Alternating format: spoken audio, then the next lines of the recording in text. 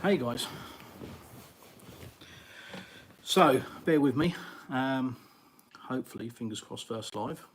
Little banner says live, so that's good.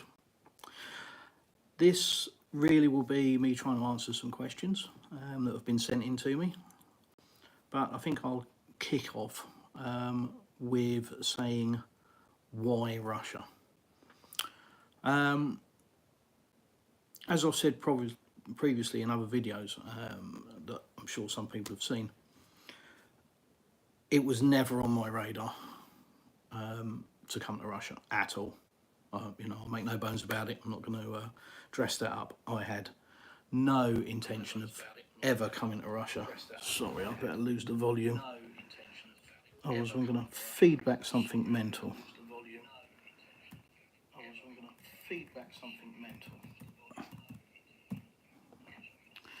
He says, oh, see, this is why we do tests. He says, oh, see. Waiting for permission, no. Don't want to do that. Okay, slight technical errors. So until I can mute that,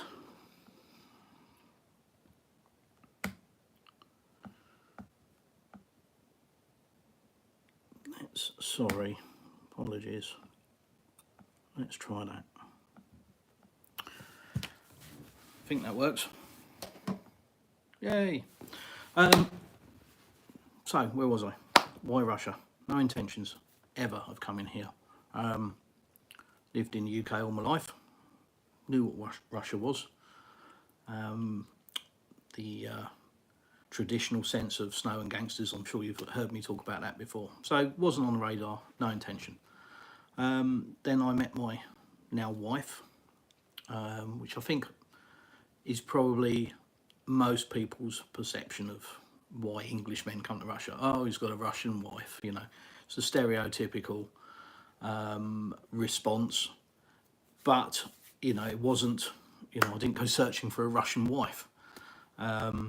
I didn't go to a specific dating agency app or anything to look for a Russian wife.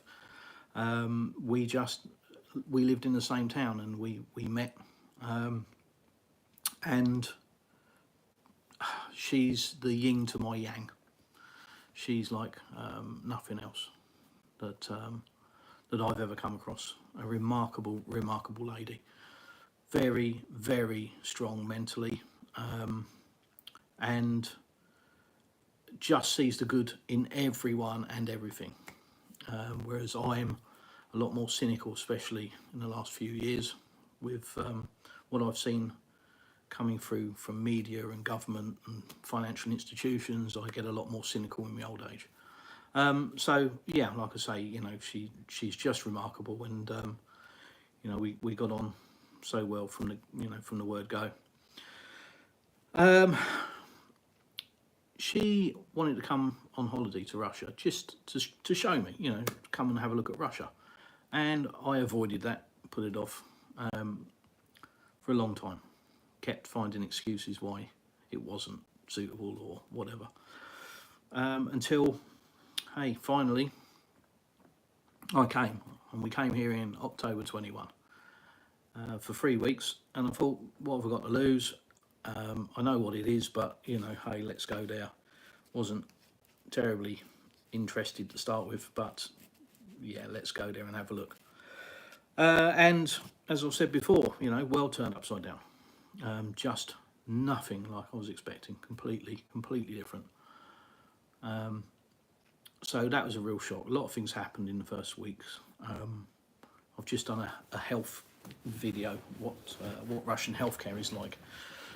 So if you watch that, you'll get another idea of something that happened the first week we were here, which, you know, is another reason why your mind gets blown. So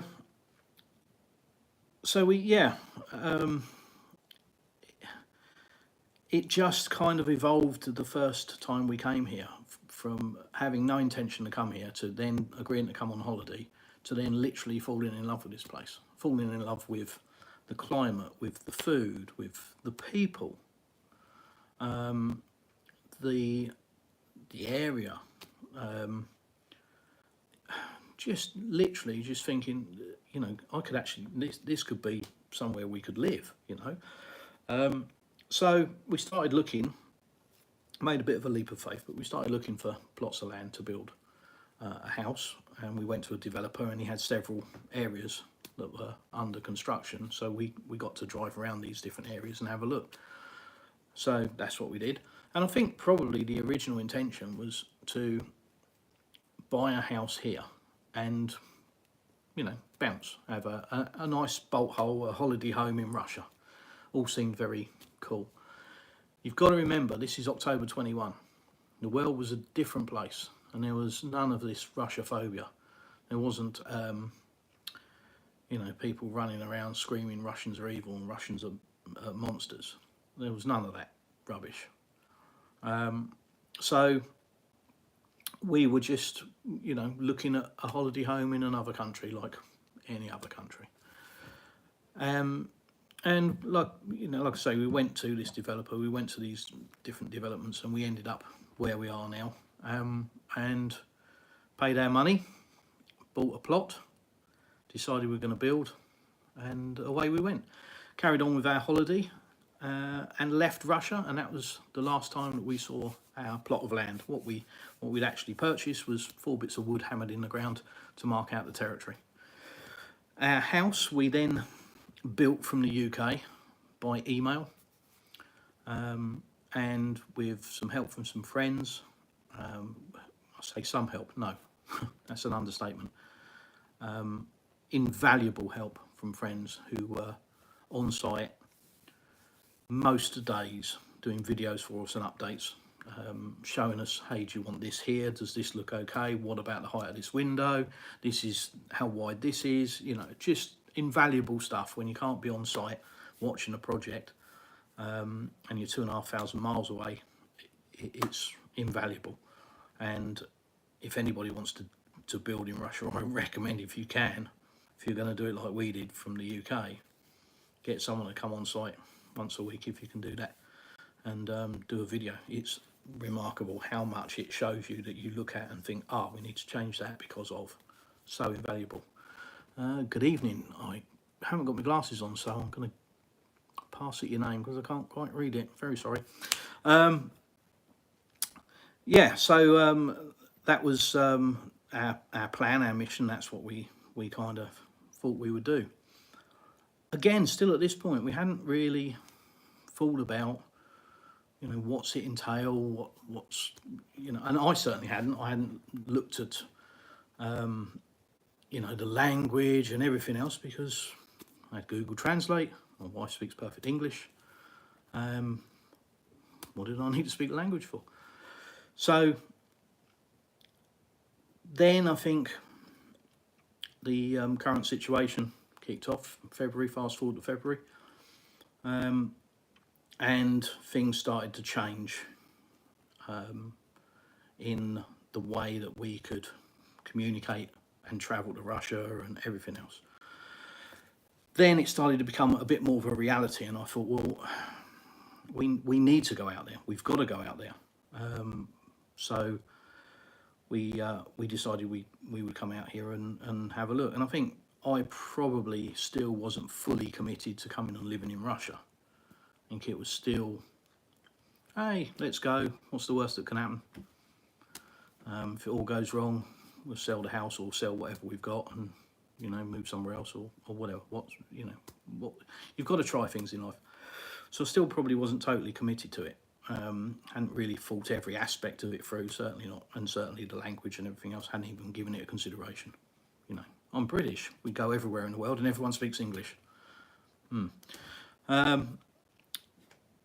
But I kept coming back to my first impressions, and they were all good, apart from the complete disorientation, you know, and that was, you know, just the way I've been brought up with my views of Russia.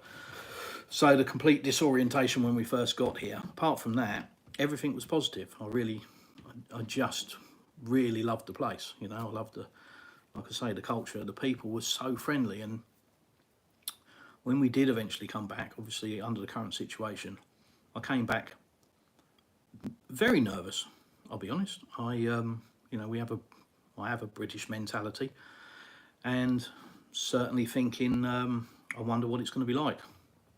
Wonder how welcoming Russians are going to be. And I was thinking, I'm going to have to be careful where I speak, how loudly I speak, all sorts of things, because that's what Russians are probably going through in Britain, having to think about where they go, having to think about who they talk to, because I know the British culture, and we are hate, because the press has told us to.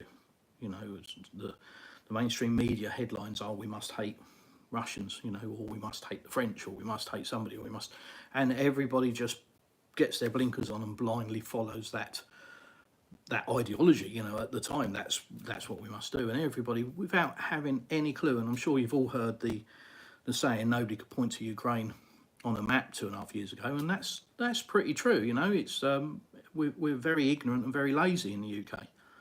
Unlike Russians are very, very clued up on global situation, global politics, global finance, far, far more educated than I ever thought. But in England, we're not. We're on an island, and we live in a little bubble, and we're spoon-fed whatever the latest narrative is. But coming here was probably one of the biggest shocks, because I haven't encountered any hostility at all. Nothing. And that has been very humbling, because like I say, I'm coming here from a culture where we are hostile to people when we're told to be by the press. And we do act like that, and it is a society where everybody is pushed together in a giant melting pot, and we're all expected to get on. And it's an angry place. Britain is. It's not a fun country anymore, I don't think. Everybody is uptight. Everybody is struggling to get through the days. Work is hard. Money's tight. And unless you're in the top 1% where you don't drive on the roads, you struggle on a daily basis, and you look forward to the weekends, to have a little bit of freedom at the weekend, to go out with your family to a park or something. But generally, it's hard going now in England. And Russia isn't. It's just not like that. I mean, I'm sure it is. Forgive me, Russians, if you're watching, but I'm sure it is for Russians that are having to work here. I'm talking from a different perspective. So, I remember, these are always only my opinions, what I see. But I've come to this country, obviously not working, and having, my time to myself. But it is just a completely different attitude towards people. Everybody just seems to get on. It doesn't matter race, creed, colour. You just seem to get on, and that's really hard to wrap your head around, especially coming from the UK. But here, they live side by side, and people will stop and help you. If somebody's broken down on the side of the road, straight away somebody's there to help. And for me, what was very hard was when we were going into restaurants or shops or whatever, and I would be talking to my wife, and they would hear, and I've been called American, Canadian and German. It's quite a common one. Don't know why, but I guess. And when we've obviously responded and said, no, I'm from England, England, you're, wow, really shocked. And the first question I get when I meet somebody new is, oh, welcome to Russia. What do you think of our country? Do you like it here? That's the first thing. They take a lot of pride in their country. Very passionate about their country, and they love it if people come here and like it. And, I have to say I do. Somebody actually asked me yesterday, I think it was, what don't I like about Russia? And yeah, I mean, I get that question quite a lot, to be fair. But again, it was asked in the shop, funny enough. What don't I like about Russia? Maybe, if I'm going to be picky, some of the back roads that haven't got any tarmac on and they're dirt tracks, a bit tough. I'm being picky. But no, it's nice to be here. It really is. The other thing for us coming to Russia is the common sense approach that the country has to the most basic stuff, the stuff that we used to take for granted in the UK.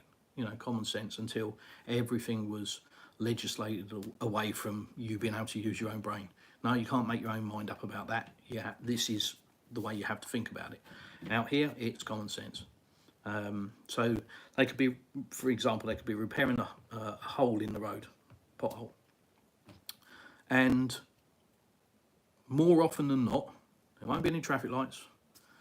There'll be a couple of guys with some cones, maybe, and the traffic is expected to use a bit of common sense and give way to oncoming traffic and move around and go around it. And that seems to work fine, because people don't really want to drive into other cars. It's not on their radar of things to do in the morning. So when they come to something like that, most people, all people I've noticed, tend to stop and use their brain. We don't need a stick that changes colour to tell us when to go and stop.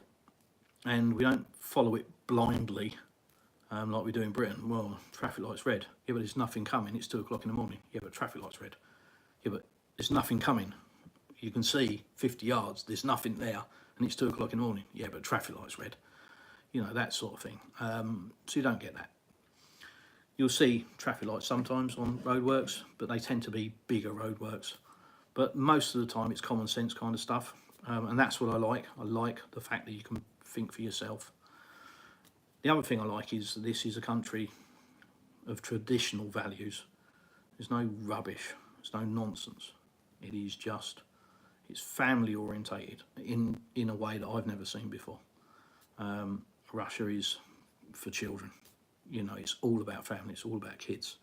I will answer your questions in a minute, guys. It really is,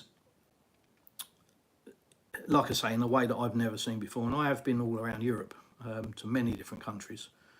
In a past life, I was heavily involved in a race team. And yeah, I've been all around and seen lots of things and lots of different cultures and how people react. And I can honestly say here in Russia, if you've got a family or you're thinking of bringing a family, bring them, because there's always something for children. You know, whether it's parks, whether it's playgrounds, whether it's clubs for the kids, after school clubs, and the Russian government pays for a lot of that stuff. You know, our daughter does some stuff after school and it's paid for. It's all free. So it is a culture, you know, it's a traditional culture, you know, the family unit, mum, dad and children. And yeah, on top of that, the quality of the food, it's fresh. So you don't go shopping and bulk buy, because you just go every day and buy something fresh every day. There is always somewhere selling fresh food, fresh veg, fresh whatever you can think of. There's always farmers markets. There's always somewhere to go and get fresh food. I actually think that GMO food is banned in Russia, I believe. I'm not 100% on that. That's just what I've heard. And it really, you can notice the difference. You know, you cook chicken out here and compared to the UK, where it comes out all white gunk and horrible water and all sorts that comes out of the chicken. Not here. You cook chicken and it's chicken. So you can notice the difference with that, and I certainly have. I've lost 2 stone in weight since I've been here, and I haven't changed any habits. I still have a drink when I want to drink. I'm not a raging alcoholic, don't get me wrong, but you know, if I want a glass of wine or I want a couple of beers, I'll have it. I still eat, you know, some junk food and chocolate and whatever. I haven't changed anything like that, but I've dropped 2 stone. and I can't put it down to anything other than the quality of the food I'm eating. Yeah, thank you. Yeah, I was a chunky monkey. I'm still chunky. I still need to lose more, but I'm not trying to lose weight. So that was just a side effect of coming to Russia. So yeah, so those were the reasons, really. You know, like I say, I met my wife. She knew the area. She had a flat here. So, you know, it seemed like a logical choice. We didn't look around at other regions because, to be honest, we just wanted to come here. Didn't see the need to look anywhere else when the sunshine's lovely, and the winters are about the same as the UK. So it's not, you know, 10 foot of snow. Don't have that. Do get a bit of snow, but it's, you know, nothing like that. So yeah, that was really the reason why we came. You know, the traditional values, the quality of the food, the quality of the kids clubs, and everything. You know, just general life just seemed better. And I can honestly say, after 11 months of being here, it hasn't changed my mind at all. I have fallen more in love with this country and the people. And I'm not in any way in a, you know, blinkered haze that I don't know where I am or what I'm doing, but I honestly cannot imagine living anywhere else. I wouldn't want to live in anywhere else, I don't think. It's just a really nice place to live, you know. You go into shops and people are helpful, and you know, we go into a local hardware shop and they bend over backwards to help us, and people are just so welcoming, and it is so refreshing. It really is. So that's the why we came to Russia. How we got here, and that is a journey. Right, let me have a quick look at some questions. Tristan KC, what method of travel do you use to travel back and forth from the UK, given the current draconian travel restrictions? Yeah, so how we got here. Yeah, that was interesting. So we got a plane, obviously, to Istanbul in Turkey. Because you can't fly direct to Russia anymore. Oh no, Russia's bad, so we can't have Aeroflot landing in the UK. No. So not from the Russian side, but from the UK side, there are no flights directly to Russia. And we're not rich enough to have a private plane. So yeah, it was cattle class to Istanbul, and then a connecting flight from there to Moscow. So travel time was about 4 hours-ish to Istanbul and a couple of hours from there to Moscow. It was challenging. The airline company that we flew with, that's a separate video, to be honest. It was, yeah, we went through the mill with that. So that's a separate video that I'll do. But anyhow, we landed in Moscow, and to get from Moscow to where we are, it's by train, and it's about 2,000 kilometers from Moscow. And there's two choices of train. There's a fast train and a slower train. One takes a day and one takes 2 days. So we thought, well, we get a fast train, all sold out. Oh well, two days on a train, we'll obviously, no choice, we'll get on the slow train. Wow, Soviet era train. I would need to see if I've got some pictures and video of the train, because that was an experience. It was 2 days on the most sparse cabin with literally fold out almost planks with some padding on as beds. Yeah, it was, you know, coming from not a life of luxury, but certainly nice amenities to that, you know, a real shock. It was my first experience of Russia. You know, we landed in Moscow at night. Moscow was lovely. We had a couple of hours in Moscow. We went to a couple of restaurants and had some food, and it was lovely.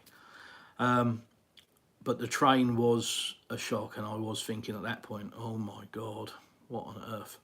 But we ended up here. So 2 days on a train, got to Anapa, and then taxi to the flat, and yeah, then the next day we came out to see the house, because we hadn't seen it, not at all. All we'd seen is video. We hadn't been to the plot. The last time we saw it, there was 4 bits of wood in the ground. So the next day when we came here, it was pretty emotional, I'll be honest. You know, certainly for me, I got choked up, because all of a sudden you're seeing your dream, you're seeing your reality, and you can put your hands on it. It wasn't finished. It was an outside shell, but just getting here and seeing that, yeah, it's something I won't forget. And that's where the work started.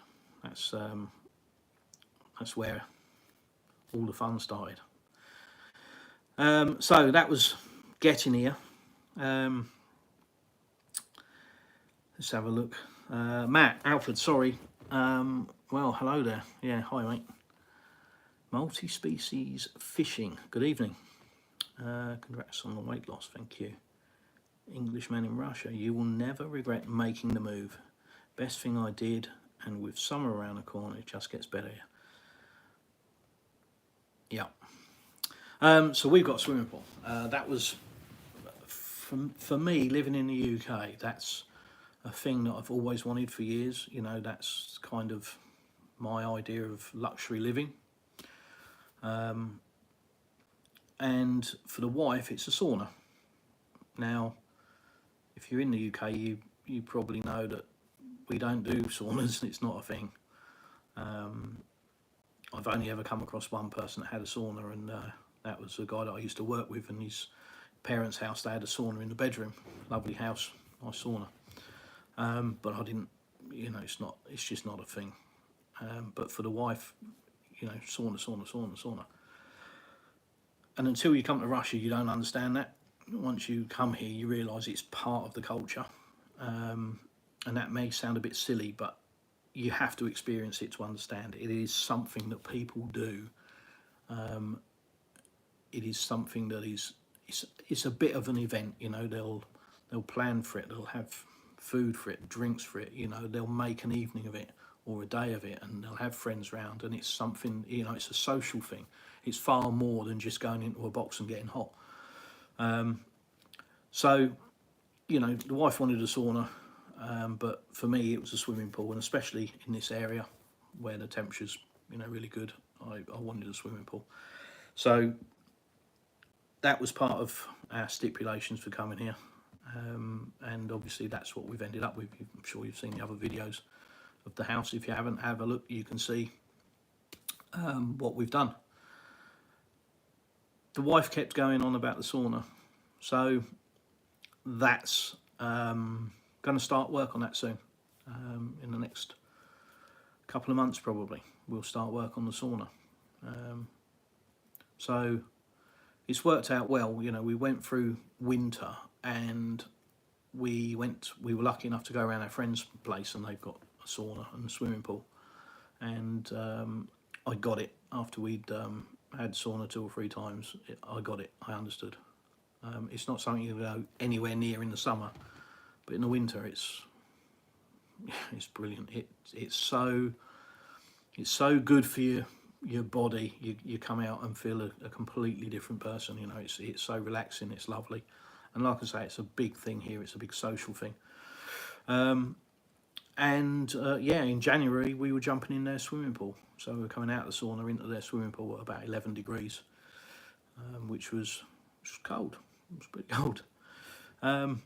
But give you an idea of what the climate's like now. I mean, people say, you know, summer, Englishmen in Russia, you know, the summer is just around the corner. Well, I don't know where you are, mate, but certainly here in Anapa, I'm already hot. I'm sunburnt already. And 2 or 3 nights ago, again, have a look at maybe one of my shorts or video. 2 or 3 nights ago, we were in the pool, we were swimming. Daughter has been in the pool before that. She was in it at 16 degrees. I'm too old for that. I've waited for it to get to 20 degrees. But yeah, 9, 10 o'clock at night, we were swimming in the swimming pool. So we've got this year to look forward to the use of the pool. When we first had it installed, by the time we could actually use it, it was into October, so we only had 6 weeks of use of it. Whereas this year, obviously, we've got the whole year. It's not heated, haven't got a heating element in it, it's just literally warmed up by the sun. But last year it made about 27.5 degrees, I think, and that was late in the year, so I think it's going to go well over 30 degrees. The sea goes over 30 degrees here in the Napa. I think I saw 31.5 one of the days last year for the sea, which is, yeah, it's just like walking into a warm bath. It's amazing.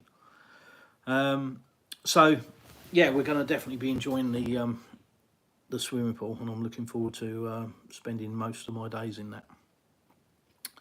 Right, a couple more people joined us. Hi guys.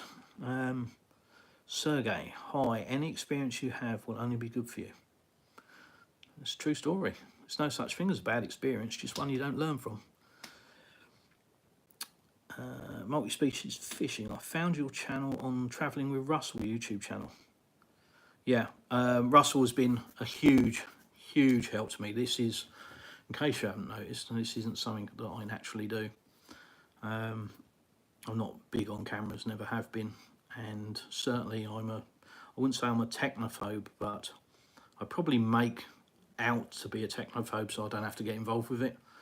I can do what I need to do when I have to, but I don't find it easy, I don't find it fluid, so it's, you know, it's a bit of a, I won't say a struggle, but it's just a bit awkward.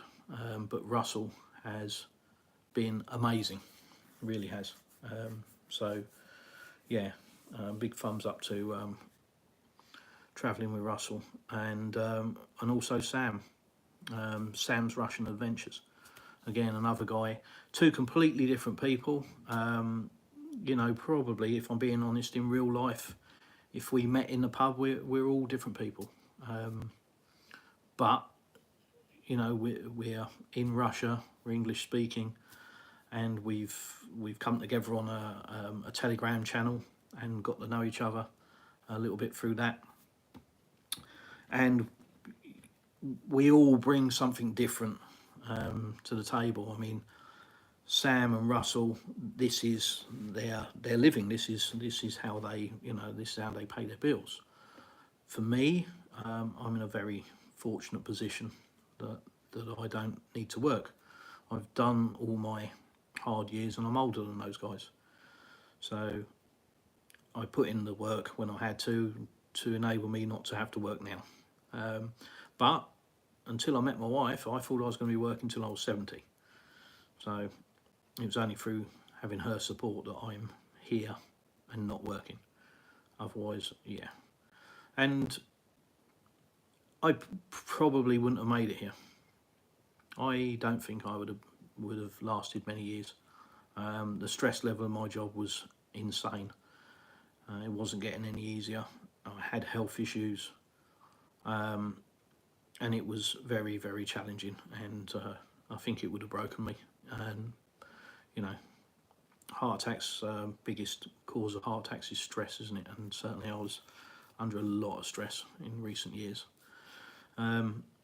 So yeah, I do say that she saved my life, because I do genuinely believe she has. I honestly do. Yeah, but like I say, you know, big thanks to Russell and Sam. They both bring something different to YouTube. They both make their living from it, so their content is very precise. You know, it's very slick. Mine, as you can see, ain't. But I don't need to earn money from YouTube. So, you know, hopefully I can bring something that's a little bit more basic and raw to you guys. If you do have any questions, obviously stick them in the chat. I'll get to them. But you can also email me and Telegram if there's anything you want to know. Ask me a specific. Don't just say what's Russia like, or how's the weather. You know, I'll send you a screenshot. But if you've got something specific you want to know, then be precise and you'll get a precise answer. So yeah, so the area that we're in is on the Black Sea. We're about 100 kilometres away from Crimea, which I'm sure you've all heard of, given the current situation. The Kerch Bridge, etc., etc. It's about 100 kilometres up the coast from us. A couple of people have said, "Blimey, you're in a war zone. What's it like?" Yeah, we're not in a war zone here. There are people in Ukraine that obviously are, so I don't want to get into that conversation. That's not what this channel's about. I'm not going to do the political thing, and I've had a few people come in and make comments. And I'll tell you now, if people go down that path, all I'll be doing is reporting a comment and blocking and deleting. I'm not going to do it. There are other channels that want to do that, and there are other channels that do that. This ain't one of them. I've got my own views, but they're my own views. They are not going to be aired in public, and I'm not going to get into bum fights with people about situations, mostly from people that have no clue about the situation. No clue. So, if that's what you're looking for, you better keep scrolling, because you're not going to find it here. All you're going to find is an idiot from the UK enjoying his life and filming a bit here and a bit there. But if there is something specific you do want to know, or you want to see even, you know, I am a man of leisure, although I do think at times I don't know how I had the time to work, because there's so much that we do. But, you know, I'm more than happy to go wandering about and video stuff if people want to see it. So, where are we? Are there any British or English speaking settlers in the Napa area? I mean, I'm going to say yes. But I haven't met them. I did hear a guy the other week. We were in a hardware shop, and the wife actually said, "Oh, they're English." Really? Well, they're speaking English. And literally as he was walking past me, and I think I heard English. I don't know. In my village, I mean, we're 15-20 minutes outside of Napa. I think I'm a bit of a novelty, because I don't think there is. I think there's some Canadians here, and I think maybe some Americans, but I think I might be the only English guy here. I certainly haven't met anybody else in this area. So, Alexander, you found me through Russell as well. Yeah, Russell is an absolute legend. So, yeah, thank you. I think I did do a live with Russell, so I think that generated some people coming over and seeing some crazy English guy walking around some Russian aircraft and tanks. And Sam has brought an awful lot of people over as well. You know, he's been really good. He's promoted my channel really well. So, yeah, brilliant. God bless the missus for changing your life. Yeah, amen, brother. Yeah, I mean, she is like no other. 1 in a million, my missus. Would I trade her for anything? Not a chance. Nope. No, I'm a one-woman guy. Tell them about the prices of food. Thank you, Chad Garlic Mouse.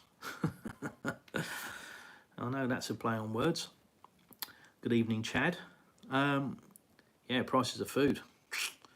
Food, wine, especially wine. Oh, we love wine. We're in a wine region here. The wine is beautiful. It's lovely. And, you know, £2 for a bottle of wine. But nice wine, you know, stuff you want to drink. Prices of food. Yeah, it's cheaper than the UK. A lot cheaper than the UK. The biggest thing though is, as I've said before, it's the freshness of the food. It's just, you haven't got to go out and stick a load of stuff in the freezer. Our freezer is really small. We've got a double fridge, but the freezer section of it is really small, and it's usually got a few things in it, but nothing major. You just go and buy it fresh every day, so it's completely different. But price-wise, Trying to think. A litre of milk will cost you about 90 pence. Don't know how that compares to the UK. Bread, so much variety in bread, it'd be really silly of me to say how much bread is, but it's, you know, it's a few pennies. Big stuff out here that people eat a lot is sushi, believe it or not. So that's really popular, which I certainly wasn't expecting that coming to Russia, but sushi, there's a lot of sushi available. And shawarma is everywhere, especially in the Napa in the summer. It smells amazing. You walk around the town and it is just, there is just skewers of pork and chicken being cooked over a grill, and the smell is just out of this world. And that is everywhere. You know, you don't go anywhere without seeing several places to buy shawarma. And that is, if you're unaware, you know, some people call them a gyro, some people call them a kebab, but it's a wrap effectively, with, you know, your salad and your meat of your choice, pork or chicken usually. And price wise, you're looking at about £1.80 for something that satisfies a fat bloke like me. Probably would cost me about 8 to 10 quid in the UK. So yeah, food prices are minuscule. Nevada Maverick, Sam's a good guy. Yeah, he is. He's a proper heart, that guy. He really has got a good heart in him. Just like in any tourist area, you're going to come across English speakers, but in the more rural areas, you'll only come across mostly rural folk. Yeah, true story. But we do go to Anapa quite a lot.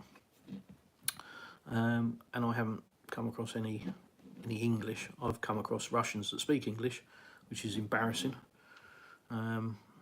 But I'm English, and we have this ignorant attitude that the world should speak English, don't we? So I'm trying to learn Russian.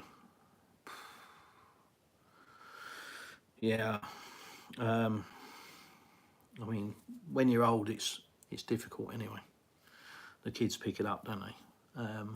But what a challenge that is. I haven't done a Russian language video yet, because I think a lot of people have. My twist on it will be, you know, my experience, my version, and the way my brain works, which is a bit strange. You'll see when I do it, but yeah, the language is a challenge without a doubt. Ross, just, I don't know, sorry, I've done you. I'm curious, how do you rate Crimean wine, I guess, versus French or Spanish wines? So Crimean specifically, I've only had once. It was very nice. But our region, Krasnodar, there's a lot of local wine. The local wine stroke champagne producer, I think there's 2, but I've only been to one, which is a Brau d'Urso. Forgive me if I've butchered that. It's a lovely little region. It's a big lake, and they make it there. The grapes are actually grown just down the road from us. Literally, I drive through the grape fields, the vineyards, grape fields, and it's for a Brau d'Urso. And that was where actually I saw my first glimpse of technology, I think, in Russia, that sort of made me go, whoa, okay, yeah, this is a lot more advanced. Because I saw a drone about the size of a small car flying over the vineyards, spraying the grapes, all autonomous. Goes back to a landing platform, refuels itself, tops itself up with whatever it needs to, and then literally GPS tracks and flies over the grapes and sprays them. I don't know if they're doing that in the UK yet, but that's Russia. I'll tell you a story about a Russian battleship in a minute as well. That's another thing that blew my mind first week. Do you have any frozen food specialist in town? Frozen food specialists. I mean, yeah, there's, in our little village, there's 10 supermarkets. 10. Half a dozen handyman stores, butchers, fresh meat, markets, fresh veg everywhere. So there's so much choice, and yeah, if you want frozen stuff, You know, it's a supermarket. Every supermarket's got a frozen section, so yeah, you can buy frozen food, just the same as you can everywhere else. Would say the only difference between here and the UK is here the prices are a lot cheaper and all the shelves are full. All of them, every shop. I can honestly say there isn't a shop that I've been into that hasn't had full shelves. Even in the backstreet rural little shops, they're all full. Every shelf. I'm not just, you know, I'm not a Putin puppet or, you know, trying to be a propagandist. I'm just I'm just telling you how it is, you know. And every shop is full, you know, it's full. So, you know, make from that what you will, but, you know, if you think sanctions are working, I think you need to come to Russia, because nobody's told Russia yet. 90p a pint in London for milk. Yeah, so £2 for a litre, so double the price on milk. Yeah. Shawarma is like €10 in France. Blimey. Yeah. I mean, here it's everywhere. It's, you know, this, in our village there must be half a dozen places we can go and get shawarma from. Nice channel, thank you. South African Dutch and Semi moved to Ivanova region, building a house. Nice. Yeah. How far are you along with your house? When did you start it? Are you doing the developer route, or are you building it yourself? Blah blah blah. Yeah, I'll throw a load of questions at you. Would be nice to see some more videos of Anapa beach areas and city in general. Yeah, a couple of people have asked me to do that. So the ones that I think I've done so far have been in portrait format. So I didn't know. I'm an idiot. I didn't know I needed to have the camera in landscape. I've always filmed everything in portrait. You hold it in your hand, and you do it one-handed. So they haven't been very good. Not good for YouTube, is it? So I need to do that. The beach is lovely. We've got 40 kilometres of sand. The beach is cleaned every night in the summer, in the season. There's a tractor that drives up the beach with a big rake behind it, and it clears the seaweed and any rubbish. Yeah.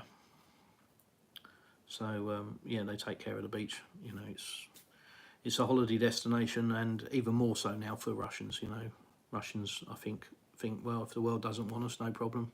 Our country's big enough, we'll stay here. And they got everything here. So I think it's one of the only countries in the world that's completely self-sufficient. So if they closed their borders and didn't let anything in or out, it wouldn't make any difference to people on a daily basis in Russia.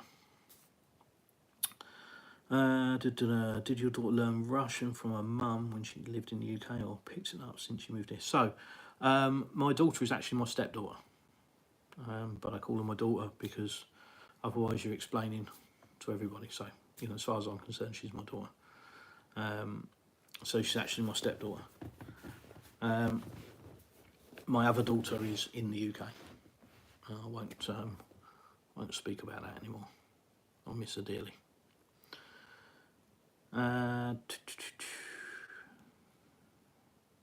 So no, she's you know, she's a Russian citizen. She speaks both languages fluently. She moved from the UK to Russia. She had a bit of tutor time. We got a Russian tutor for her before she started school, because we moved in the big summer break. So she literally had sort of 3 months, I think, before she started school when we got here. So we got her a tutor, and that obviously helped her immensely. And we also got a tutor for maths. In the UK, you'd probably think you'd need a second mortgage for that. Not here. Again, you know, and I'm being a little bit complacent because I know that the salaries for Russians are nothing compared to UK salaries, but then the costs aren't either. And so it's very easy for me to say, oh, the cost is so cheap, but that's coming from the UK and UK prices.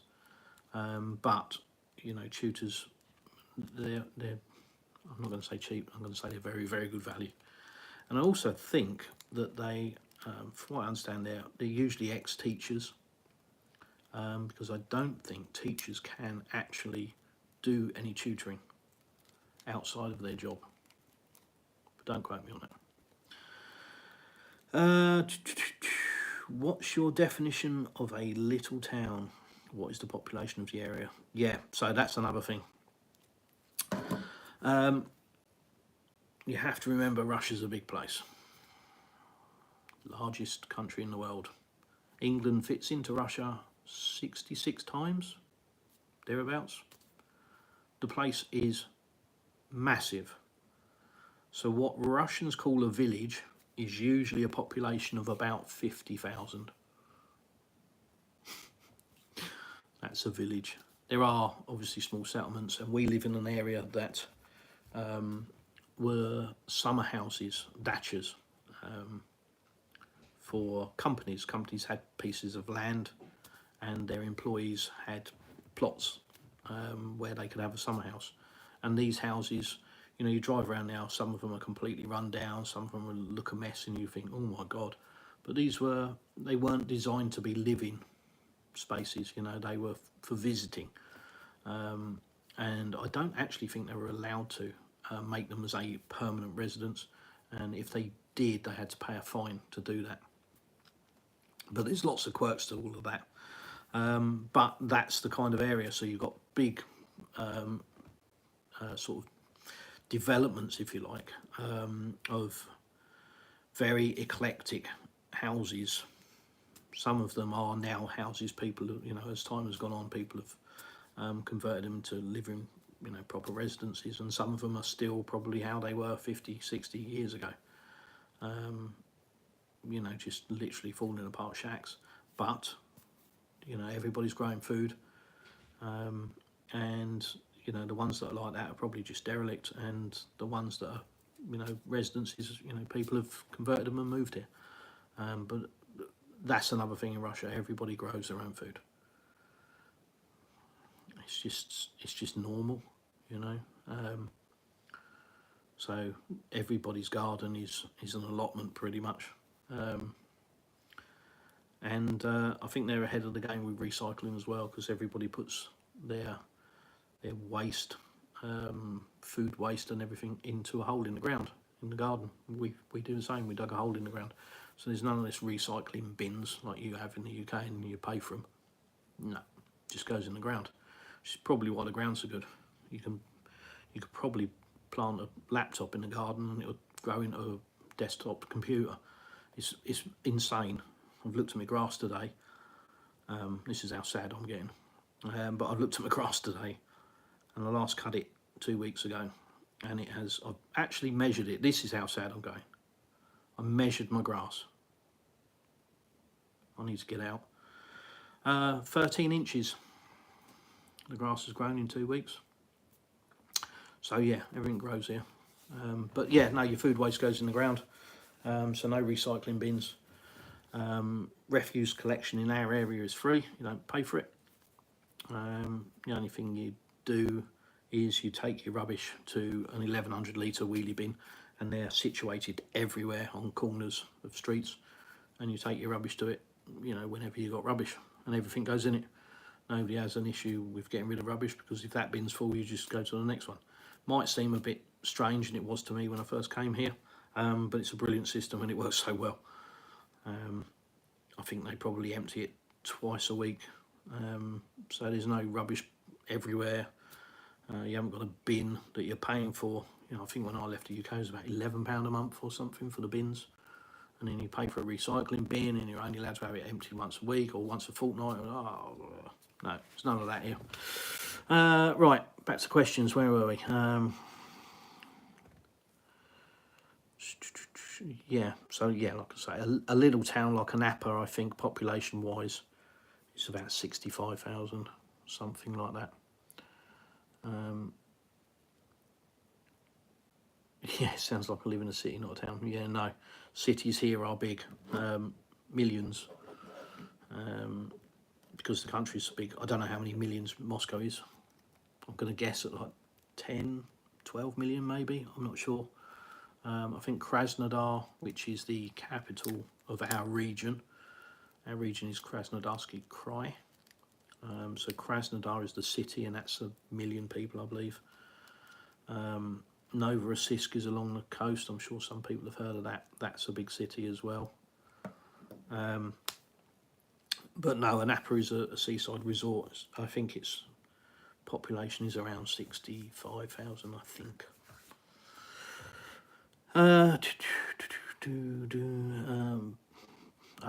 Building for 2 years. We managed it all outside Farthing. Engineer, so helps a lot. Climate here. North is cold. Yeah. Stop building in the winter.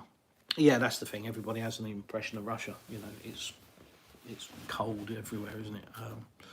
And you know, even the guys that I've met, I think, you know, with the YouTube stuff, they're surprised because where they live is snow. They're not stupid, you know. They know that Russia's got hot parts, but I don't think they fully wrap their head around it. So when they see my videos of me jumping in a swimming pool and now in 3 foot of snow, yeah, that throws them off. But geographically, we're on the coast of the Black Sea. Across the water is Turkey, and further down the coast is Sochi, which I'm sure everybody has heard of. It's, I think, where the Olympics were at one point, which we'll be travelling to soon. I'm looking forward to that train journey to Sochi and have a good look round. I once visited small Chinese homestead of 1 million pops. Yeah. Greetings from Puebla, Mexico. Oh my God.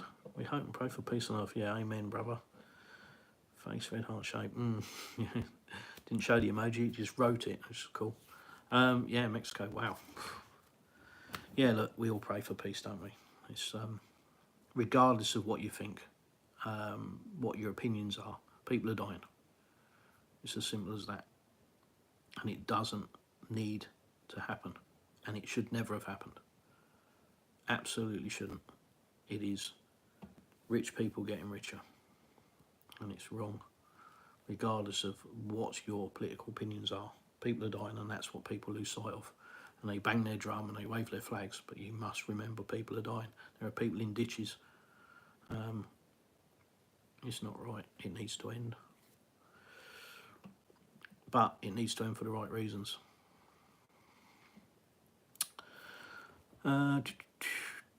Greetings from Athens in Greece. Wow.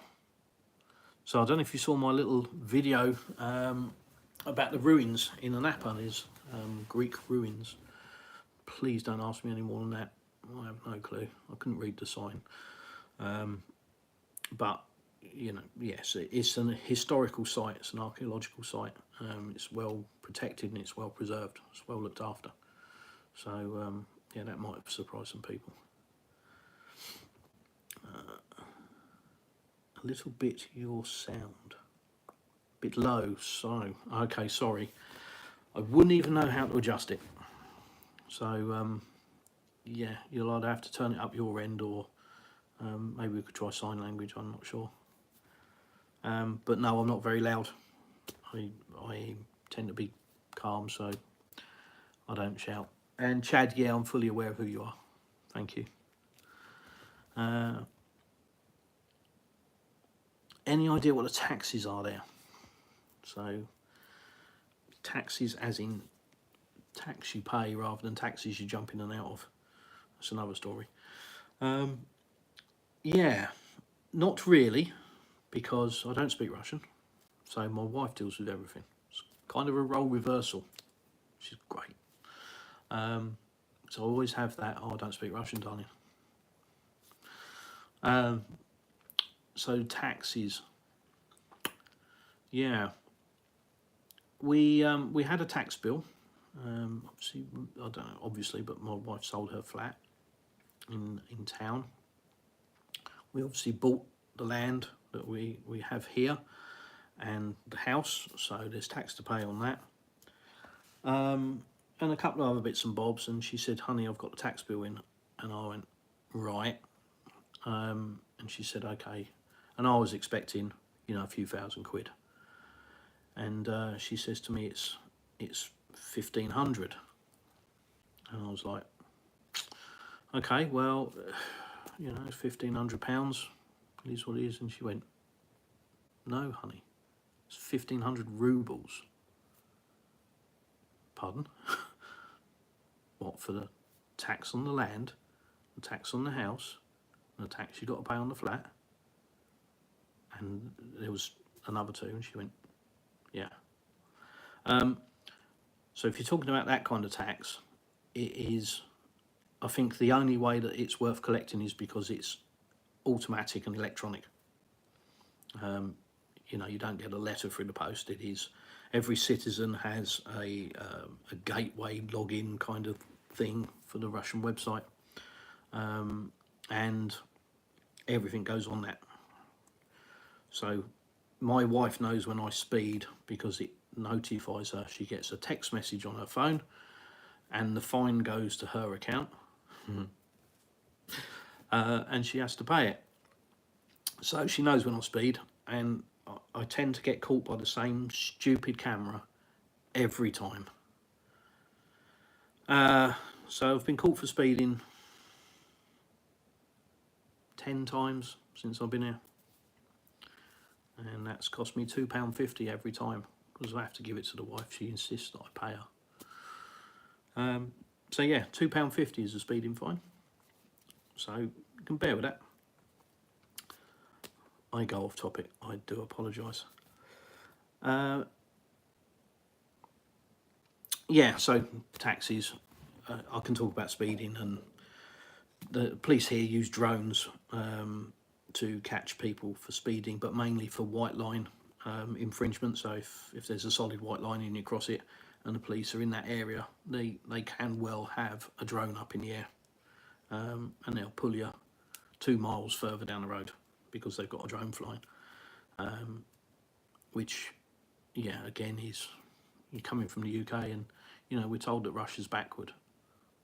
I don't think the UK police forces are using drones, and I have experience with UK police forces because we used to, in a former life, I used to repair their crashed vehicles, so I was aware of some of the technologies that were in the police cars.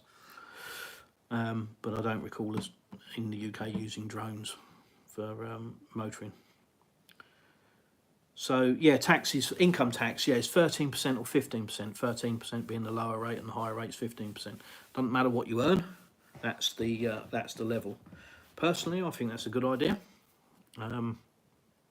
Just because somebody earns more money, should they pay more tax? There's arguments for and against. My attitude to that really is, if somebody is working hard, why should they pay more tax because they're working hard? If you tax somebody, the more they earn, where's the incentive for them to strive? They're just going to look for a dodge to avoid paying tax. Why? You know, if it's a flat rate for everybody, if you earn less and you're poorer, you pay less. If you earn more and you're richer, you pay more. It's pretty simple, isn't it?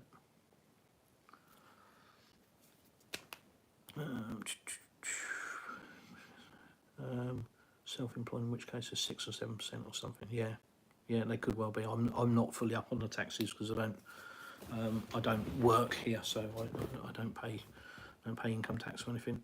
150 square metre house, gas heating on full, 21 degrees inside home, minus 15 outside. Yeah, average term, total cost gas €25. Yeah, gas out here is crazy cheap. Electricity isn't. It's certainly cheaper than the UK, electricity bills. But our house currently is heated with an electric boiler. We haven't got mains gas here because we're on an unfinished development. It's still a work in progress. I think the last house they're just finishing off at the moment.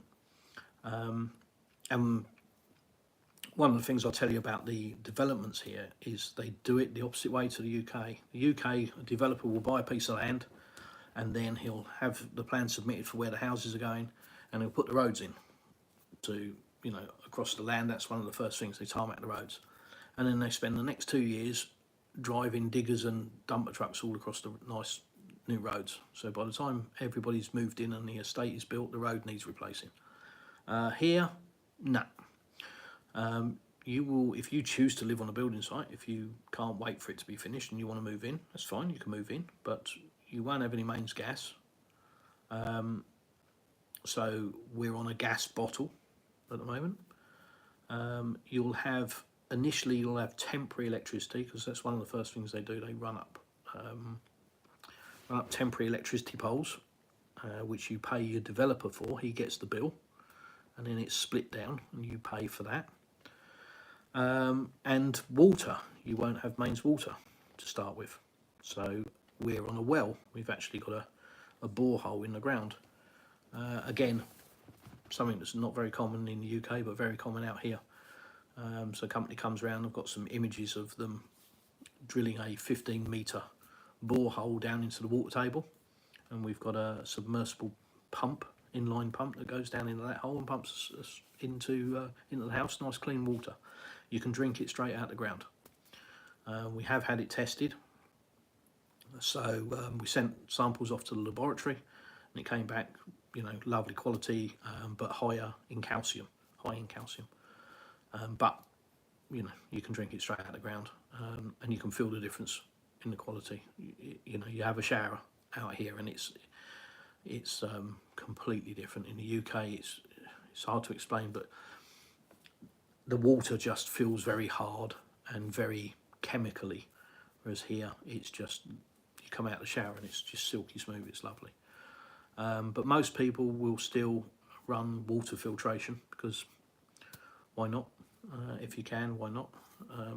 We've got a water filtration system, and we've got a drinking water filtration system as well.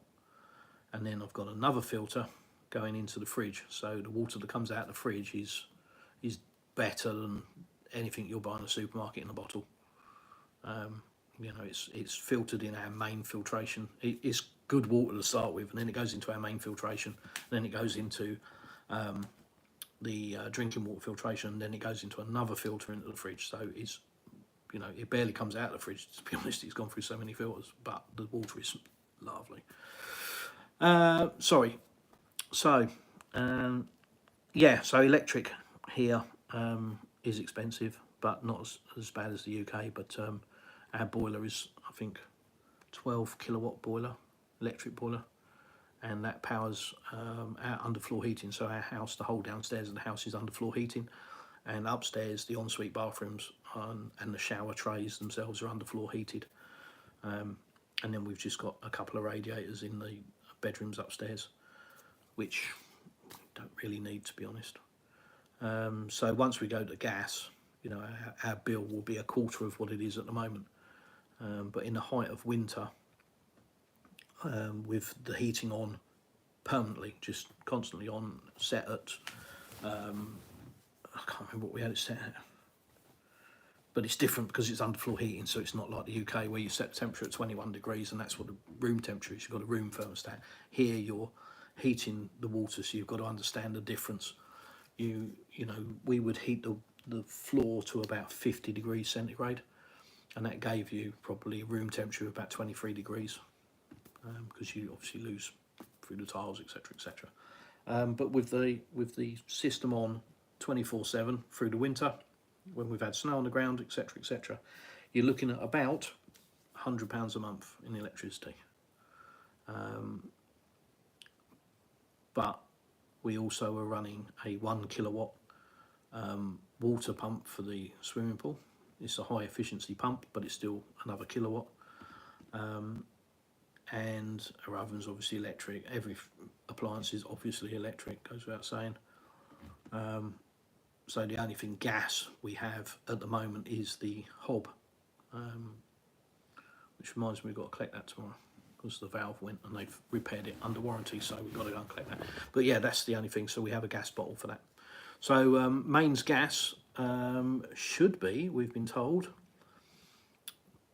next month, I believe. So we should have mains gas soon, which would be nice. Be in time, certainly in time for next winter. It won't make a lot of difference to us this year, but certainly for next winter our bills will be about a quarter of what they were.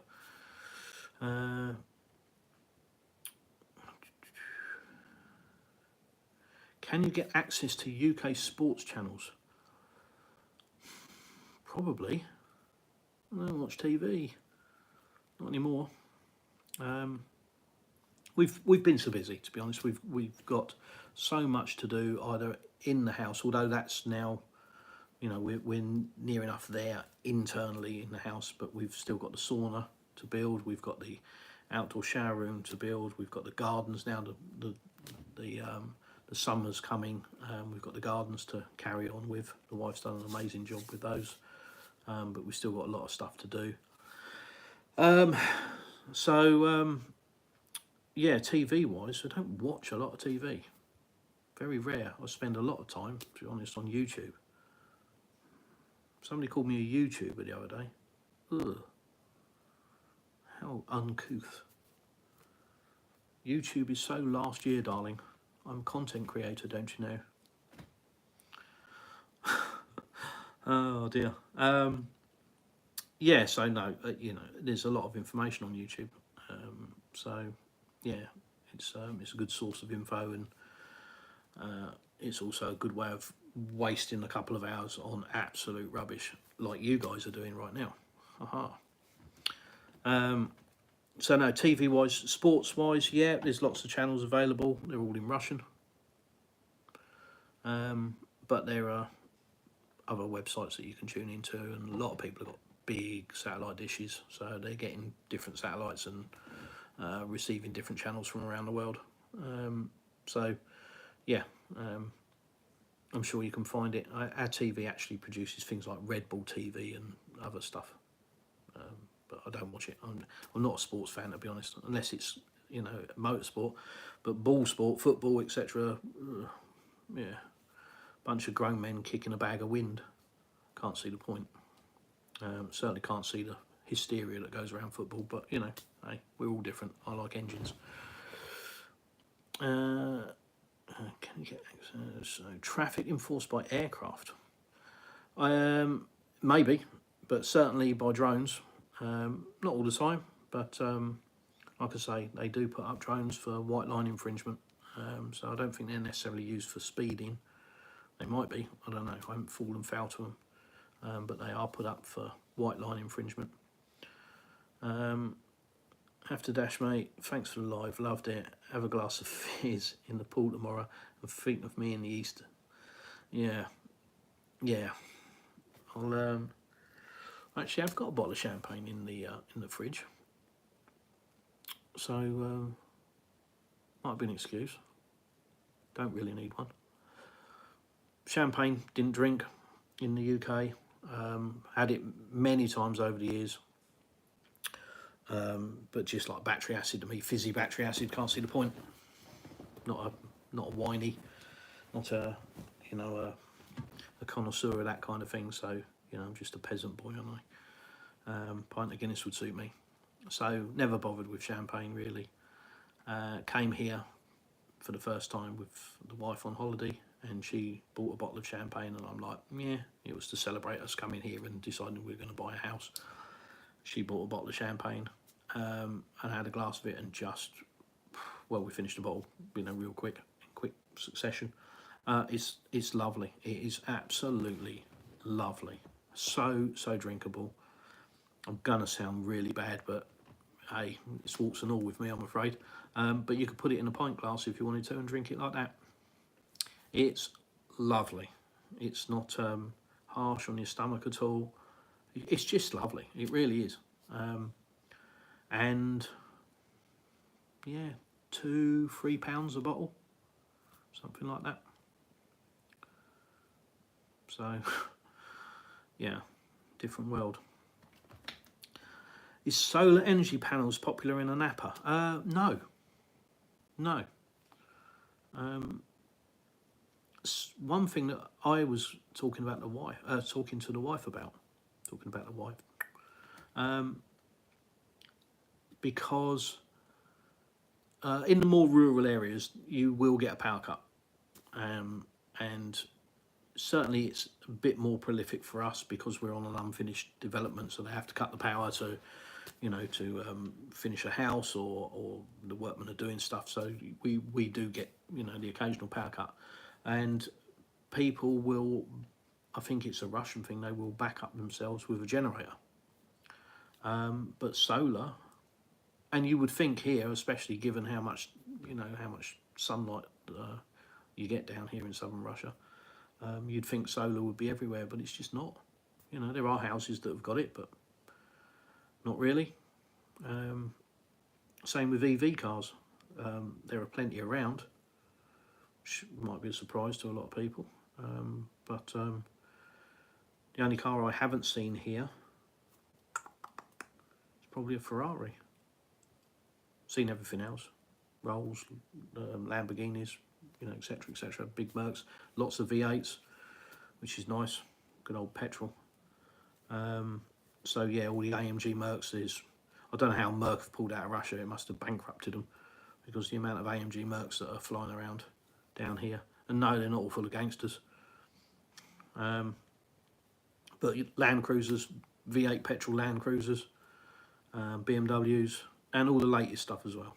It's not all old school larders, of which there are many still. So whether that's testament to how good the car is, or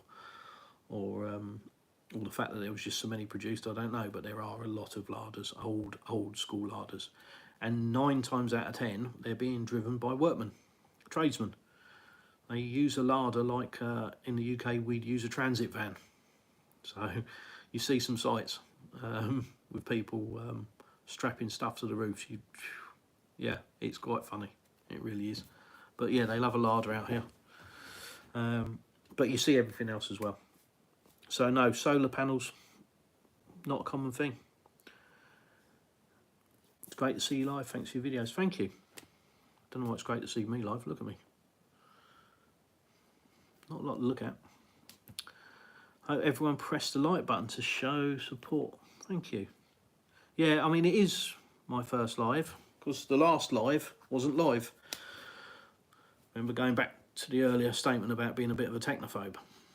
Yeah, so I did 45 minutes of live thinking, oh, there's nobody in the chat. Oh, well, what have I got to say that's interesting? There's no surprise. So I did 45 minutes, only to be told by Russell, thanks Russell, that I wasn't actually live. I hadn't clicked the notification to go live, so it went unlisted. So although it recorded it, nobody saw it. So I spoke to myself for 45 minutes, which was great. But bless him, he put that on, so you can actually watch that if you want to. Covers some topics off in that. Don't ask me what, I forget my name most of the day, so don't ask me what I've already gone through. There are some amazing stouts in Russia. Black Sheep is a good one. Oh, okay, interesting. My first experience in a Russian pub, my stepson took me into a pub when we were first here, the first week, and I was a bit nervous, I'll be honest. I was thinking, okay, don't know what I'm going to expect. And we went into a pub, and there was Russians. Just, I digress. Most Russians are big. They're hands like this. One hand, and they're a big race. They're a big, solid race. You can tell these people they're tough. That you can just tell when you go to a country whether the people there are what I call old school tough, not pretend tough, not shouty tough, but just hard and hardened, and have gone and had hardship. So yeah, we went into this pub, and there's some big old school Russians in this place, and I'm thinking, okay, going to be interesting as I start talking English. Go up to the bar, and I look behind the bar, and there is everything you can think of. Everything's available. And the first thing I see is Guinness. So I'm like, oh, result, I'm having Guinness. And the barman spoke perfect English. And you're from England? Yeah. Oh, my friend, thank you. Pint of Guinness, got all the bar snacks out. Couldn't be more welcoming. Was lovely. So yes, there are a lot of varieties of booze. So if you like a pint, you can find all sorts here.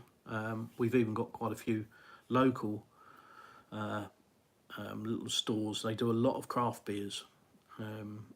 So there's so much choice with beers and you know, darks and lights and blah blah blah blah. And it is cheap. Oh my god. It's a wonder I'm not a raging alcoholic. But yeah, no, it is cheap. I think I bought 2 litres of craft beer the other day, and it was, I think, 150 rubles, 155 rubles for 2 litres. If you want to do a quick comparison, 1 ruble is 1 penny, roughly, give or take, depending on the exchange rate and yada yada yada. So yeah, £1.50 for 2 litres of craft beer.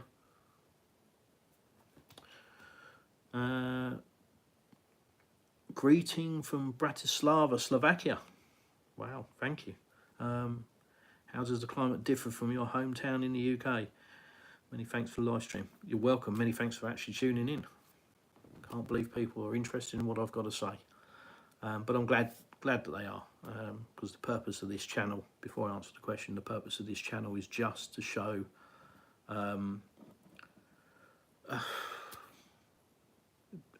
life in Russia.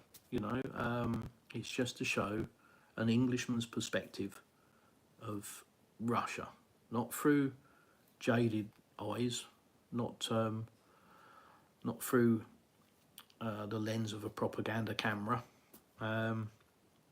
just warts and all, you know, as I see it. You know, am I a journalist or anything like that? Of course not. I'm just an idiot from the UK that's fallen on his feet, met the most incredible woman, and come to the most incredible country, and just, you know, wakes up every day pinching myself thinking I live here.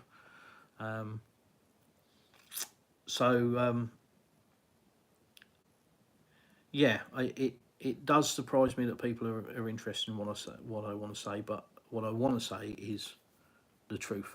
You know, what I see. And if you've got a question that you want to ask me. Nothing's off limits until I tell you it's off limits. But yeah, you know, I'm not interested in a political channel, as I've already said. There are plenty of people that are doing that.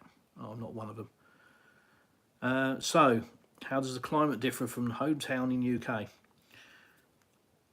I would bet, as an English saying, a pound to a pinch of salt. That everybody has heard that English people talk about the weather. We do. And the weather in England is always raining.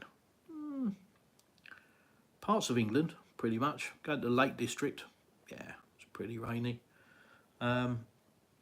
We do talk about the weather a lot. One, because we probably haven't got a great deal else to talk about apart from football, which I'm not interested in, so it's probably the weather. But 2, it changes a lot for us. The weather changes a lot, so it's a topic of conversation. The weathermen are historically bad in the UK at predicting the weather. It's a standing joke, you know, we accept that. Pretty much, you want to know what the weather's doing, look out the window. You try and predict a few days in advance, forget it. It changes so quickly in the UK. I've had instances where I've been driving down a dual carriageway and it's raining on one side of the dual carriageway and it's sunshine on the other and bone dry. It changes so much, so we talk about the weather a lot. But coming here, you can pretty much predict, you know, certainly days in advance, if not weeks in advance. And although you will still use a weather app, it will say on it, you know, rain, 40% chance of rain. In the UK, that means it's going to rain. Not 40% chance, it's going to rain. It's probably going to rain for 40% of the day, but it's going to rain. 40% chance of rain out here means that you're going to get a cloud in the sky. Doesn't mean it's going to rain. It needs to be around 80% chance of rain. You might get some drops. So how it differs is the climate is here like the south of France or Tenerife or Gran Canaria. Our village is, I would say, more like Gran Canaria climate-wise, because there's, you know, it feels like there's always a breeze. There are days where there isn't a breeze, obviously. But today was incidentally very windy here. So we didn't do anything out in the garden because it was lovely sunshine and nice and hot, but Just really, really windy today. So I couldn't take the cover off the pool, which really gutted because I want to get the sun on the solar cover and heat the pool up. So yeah, climate is so different from the UK. Apart from the winter, here is about the same as the UK. Main difference is it doesn't last as long. So winter here is 2 or 3 months, and then you fall into spring, which spring turns into summer real quick. So yeah, see, the climate is lovely, really nice. So I'm in Hamilton, New Zealand. Good grief, what? Where are all you people coming from? Well, I've answered that question, haven't I? Slovakia and New Zealand, Mexico, etc. Stupid idiot. I'm shocked and I'm humbled, guys, that you're tuning in from these destinations, from these places around the world to listen to me. Hamburg. I think I've been to Hamburg. My dad used to live in Germany. Used to live in a place called, well, it was near a place called Werl in West Germany, in the Ruhr Valley, and he had a house in Wickede, I think it was called. But I've been to Germany a few times. Last time I went, I was in my Mustang, and I went to the Auto Technica Museum. I think there's 2 of them. If you don't know what that is, most people won't, just Google it. It is unbelievable. You can see it from miles away. You come along and there's planes on the roof. And when I say planes, I mean they've got the Russian version of Concorde, which incidentally was built before Concorde.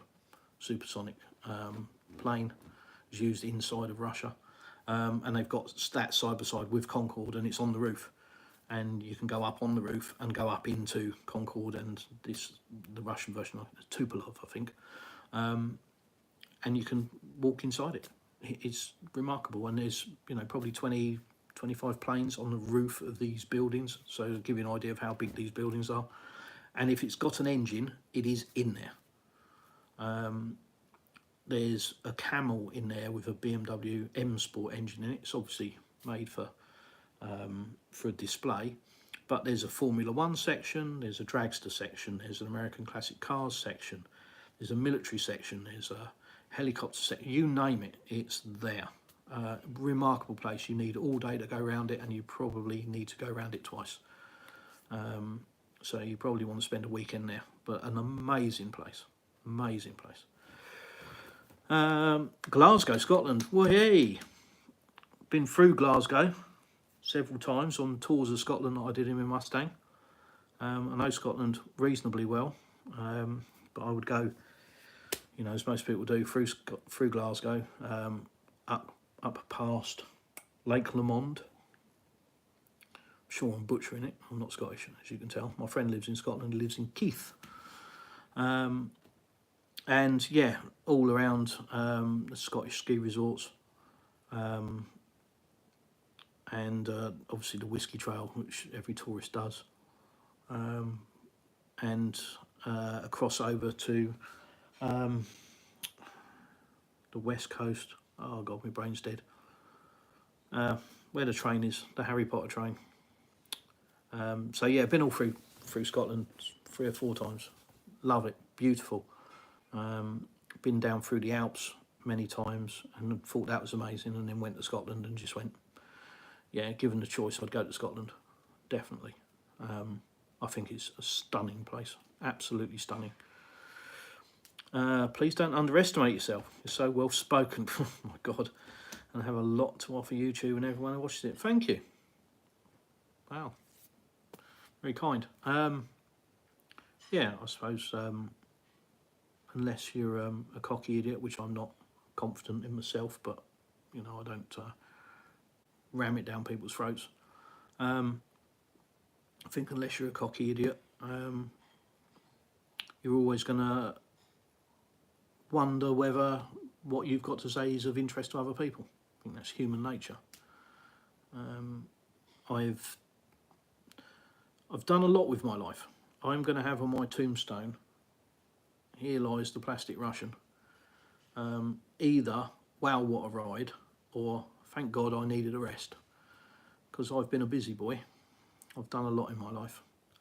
So I've no regrets. I'm not going to get to my deathbed with any regrets going, oh, I wish I'd tried this, or I wish I'd done that, because I've done whatever I've wanted to do. And so much in my life. I've had a very, very blessed life in the fact of being able to try and do so many things, from scuba diving to clay pigeon shooting to motorbike racing. And yeah, you know, I've had a very varied life. I've seen a lot of countries. I've been all around Europe, so not as travelled as some people, but travelled a lot more than most, I would say. So yeah, I'm not anything special. I'm not particularly interesting. I've just got time on the clock. I've just been on the planet a while, and consequently I've racked up some experiences that some people will find interesting, I guess, which is good. But I really do hope that people find what I've got to say about Russia interesting. And as I said, and as I keep saying, it isn't propaganda. I'm not a Putin puppet. I'm just me, and all I'll do is tell you what I see. It won't be anything else. So if you ask me a question, you'll get a straight answer, whether it's an answer to the question or I simply don't know the answer to the question, but you'll get a straight answer. Where are we? In fact, when it's announced 40% rain, it means that 40% of a particular area will receive water. Okay, interesting. Means that 40% of a particular area will receive the water. Okay, well that makes sense. As I said, I'm a technophobe, so you know, a 40% chance of rain. I'm thinking, you know, on a scale of 1 to 100, but not 40% of the region. I'll give that some thought. Virginia, US. Wow. Blimey. Hi. From across the pond, ish. Although technically in winter we're probably, is it 16 miles? Alaska? When it freezes in the winter? Yeah, I think that surprises some people when you tell them it's that close to Russia. Any plans to get back into motorsport in Russia? No, none whatsoever. None whatsoever.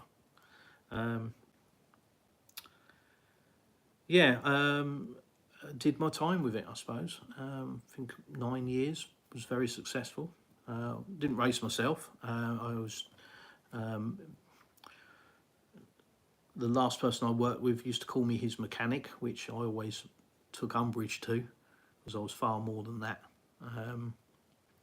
But it was rider coaching, suspension setup, and this mentality. I've coached a lot of young people, male and female, on bikes, and in shooting, and you know, all sorts of stuff, kickboxing, various things.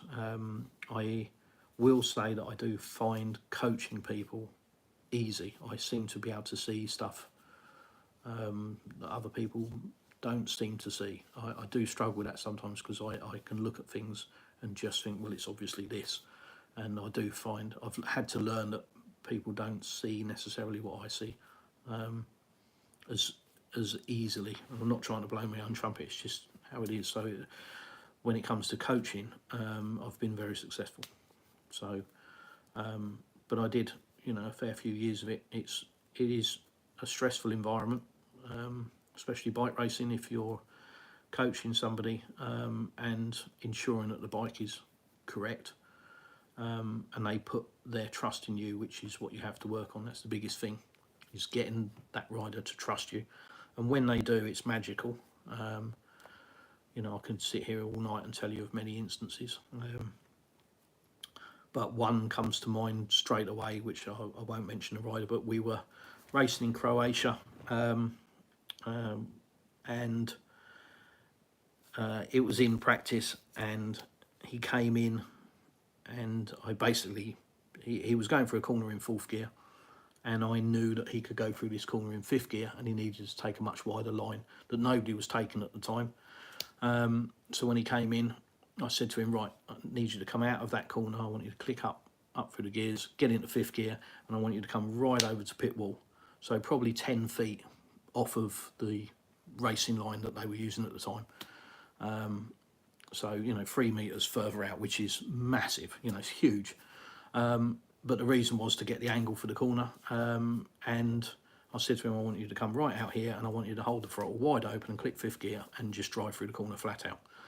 And the trust that I had with that guy, he just went, yep, sure, and just went out and did it. His mum was stood there and she just was horrified. And he came round and did exactly that. He came straight out of the corner, went up through the gearbox into fifth gear, came right out to pit wall where we were signalling an area, and then just drove through the corner. And he went through that corner 10, 15 mile an hour quicker than anybody else. And then straight away, obviously, everybody cottoned onto it, but it certainly put him, you know, up the standings when it came to qualification. And his mum was just, I can't believe he's done that. And he came in and he says, I trust him completely. If he says the bike will do it, the bike will do it. So when you have that level of trust with somebody, it's very, very, very stressful, because you're sending them out. I'm telling them to hit a corner, you know, 100 plus miles an hour, because I know the bike will do it. But imagine if I get it wrong. Yeah, so it's very stressful. It's very lonely, because everything's on you. When it goes well, the rider's amazing. When it goes bad, the mechanic's shit. So, you know, it's a stressful environment, and I don't want to do it again, unless somebody pays me lots of money. Who knows? 32 people watching. It's proof people enjoy your content. No, what it's proof is that they're either drunk or they're complete technophobes and they don't know how to turn a computer off. Will you get a banyer in your backyard? Sorry. So I'm not completely au fait with the term banyer. So I see a lot of Russians building very impressive, I suppose you'd call them log cabins, but very impressive structures in their gardens for what I traditionally call a sauna, a hot room. So I'm not entirely sure whether banya is a Russian name for sauna or whether it's actually a different, you know, a different thing. But we are building a sauna in the back of our garage. I think, yes, I have covered it off in my The Garage video. If you see that, the thank you for 500 subscribers, I did a garage video because I just opened the garage door and went, oh God, I need to sort this out. So part of that, you can see the sauna and the shower room that we will have in the back of the garage. So we will have a sauna, but whether that qualifies as a banya or not, I don't know. We will, you know, treat it like that. The shower room will have table and chairs, and we'll do the banya kind of thing there, where you have food and drink, and then we'll run out and jump in the swimming pool. So is that the whole banya thing? I don't know, but that's what we were doing. Hey there, you promised me to let me know how to transfer my crypto for cheaper at Russell's channel. Okay, so simple answer. Everybody worries about fees when they're transferring crypto. You know, this exchange charges you this exchange. And the simplest and easiest way to avoid all fees is to watch the crypto market. Only get involved in a coin that moves very fast. So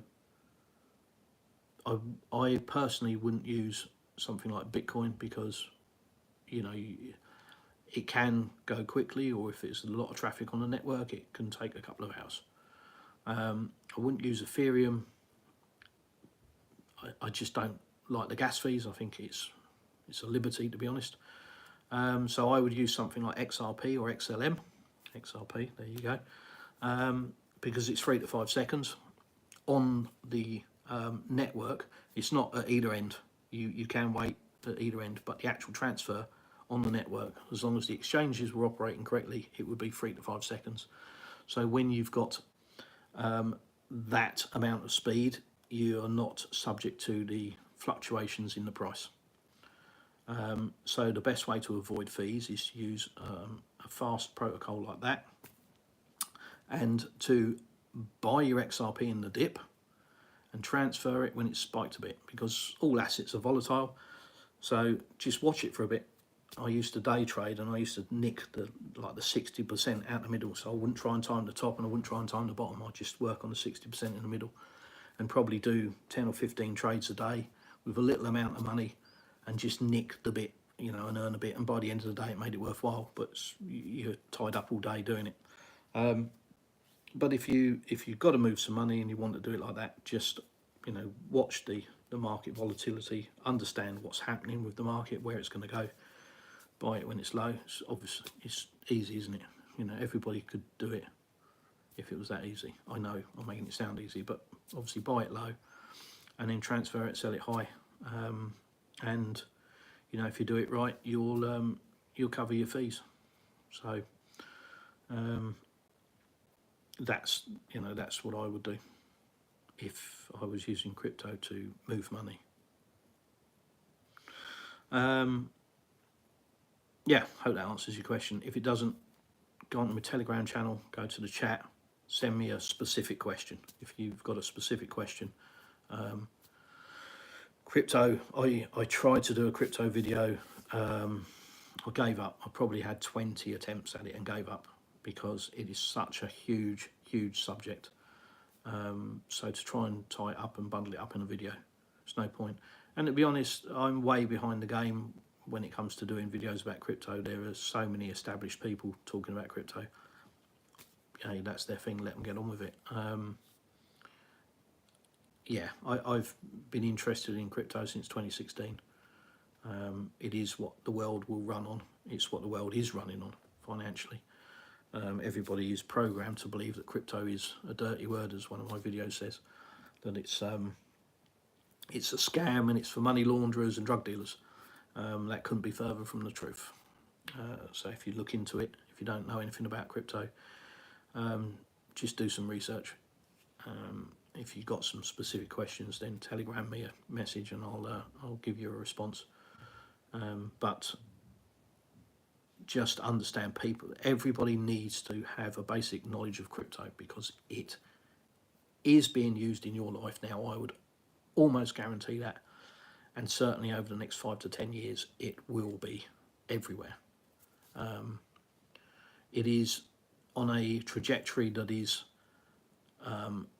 higher than the internet. So when the internet first launched, everybody went, well, it's a load of rubbish, you know, it's not going to do anything.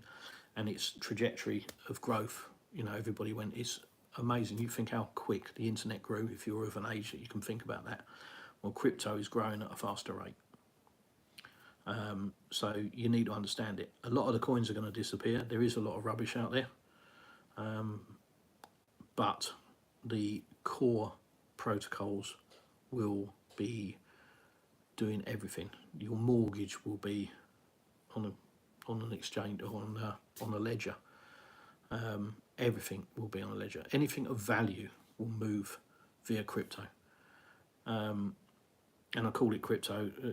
You know, it's the word that everybody understands, but that's the one that they've made dirty. They've told you that that's the one thing that if you hear it's a scam and it's fraud, but it's not. That's all by design. They don't want people in it.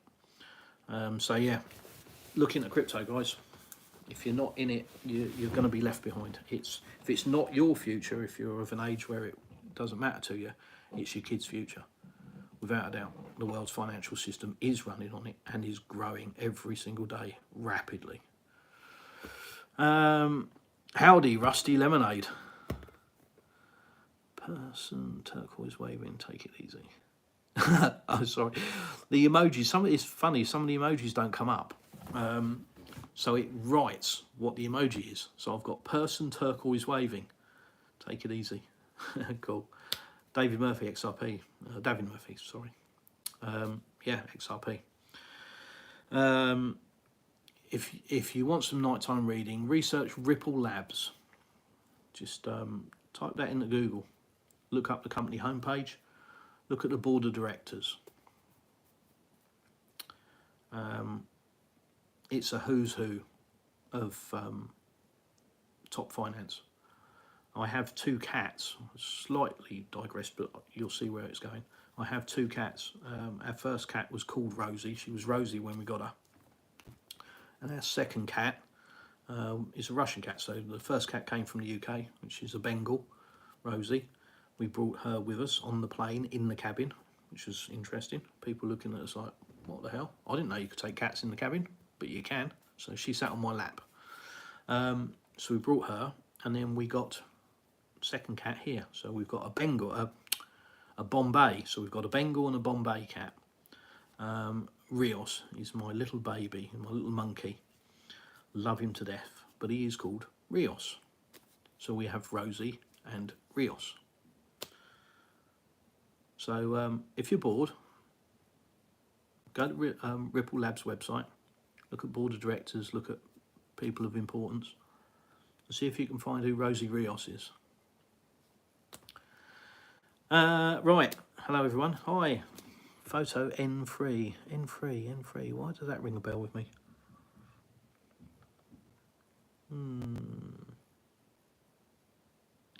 Was that a Russian rocket? N3. I had a Vostok Europe watch, which Russians will know what Vostok watches are. I had the European version, which it was a nice watch. It was a decent watch, but it was very heavy. You could have beat nails in with it. You could tell it was Russian. Although, strictly speaking, it wasn't. It was Russian Europe. But that was after a Soviet rocket, and that could have been N3. That's why it's sticking in my mind. Sorry, that's what I do. I go off on tangents. Yeah, sorry I couldn't be more specific about the crypto question, but like I say, drop me a message and I'll see what I can do. Hi, what crypto exchanges? I've got a heart in the way, so I can't see the rest of that message. What crypto exchanges do you use in Russia? Easy question to answer. None. There are exchanges here, obviously. You're going to need to Google which ones work in Russia, but you'll need to probably do that in Russia, because if you do it in the UK, you'll probably just get a load of stuff that tells you that they don't work in Russia anymore, and this doesn't work and that doesn't work and all the rest of it. So you'll need to do it. If you're in Russia, Google it and it'll tell you which exchanges work in Russia. There are all sorts of things with crypto. If you know about crypto, you understand what KYC is, know your client or know your customer. It's a process that you have to go through to prove who you are.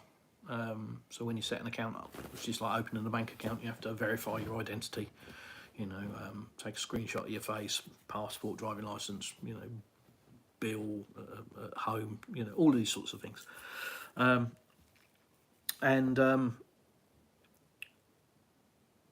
Part of that process is linking, obviously, you to the documents to ensure that you are who you say you are, because they are regulated and they have to do this. It's part of what they have to do. But what you'll find, if you're a UK person in Russia, you cannot complete any KYC processes, because as soon as you try on any of the crypto sites or the payment providers that work in Russia and you enter a UK passport or a UK driving license, it just is, computer says no. So you'll have to, quite honestly, you'll have to look and see. But I don't use exchanges in Russia because I don't trade crypto. I don't buy it and I don't sell it.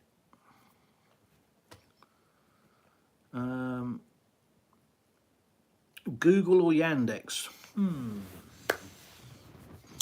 So Google, definitely. It's more detailed, I find. But it has being inaccurate at times. So we used Google for a bit when we first came here and got the car, and then went over to Yandex, which I found to be brilliant, really good. But it stopped working the other day. And I'll be honest, I've just switched it over to Google and haven't bothered to look at why. It just says something about your Google Plus, your Yandex Plus subscription isn't working or something or other. I need to look at it. I haven't bothered, I've been too busy. So I just flicked on the Google Maps instead. So if you're using it for sat-nav, I think Yandex will be more accurate in your local area. And I think Google will be a nicer experience if you're driving 500 kilometers. So yeah, why plastic? Yeah, I have covered this off in a video before. Where I come from, the region I come from, actually I didn't, it wasn't in a video, I think it was the live that I did with Russell. So where I come from, if you have, for example, a tradesman,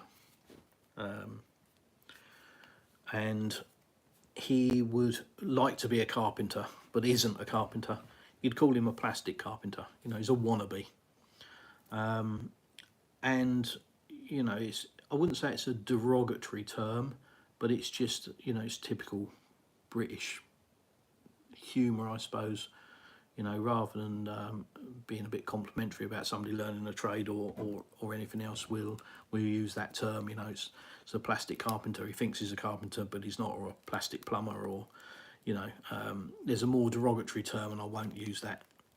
But there's something for our traveller friends as well. So it's a bit of a derogatory term, but effectively it just means a wannabe. That's me.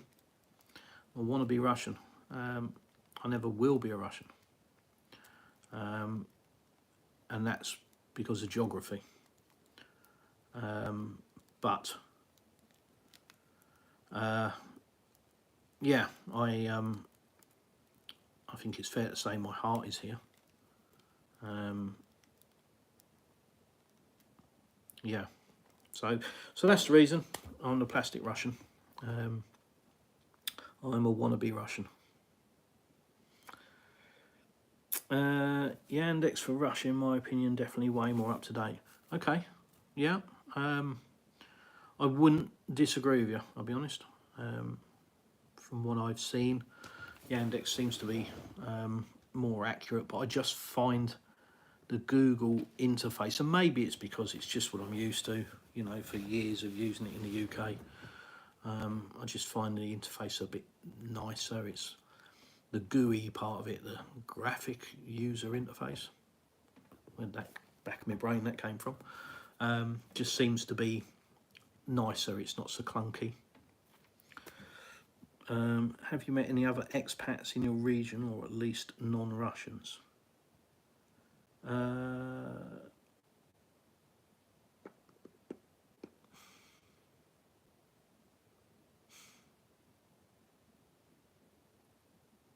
No.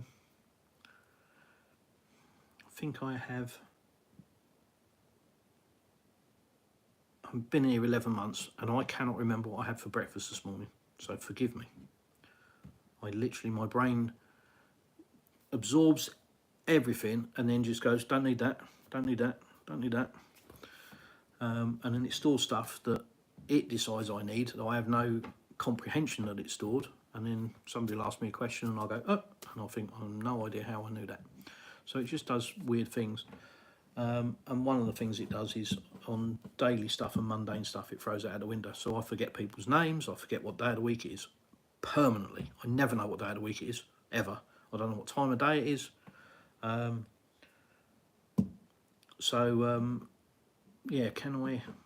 I haven't met another English guy out here. I think I did meet a Canadian. Met some Ukrainians. And contrary to popular belief, they live side by side with Russians. Funny that. I actually am trying to organise a chat with a guy that will be very interesting if it comes together. That will be very interesting along the lines of what we've just been talking about. Stay tuned. So no, is the honest answer. In my region, if you're in Moscow, I think it's you know, they're 10 a penny. Look at Russell; he's always wandering about talking to somebody, isn't he?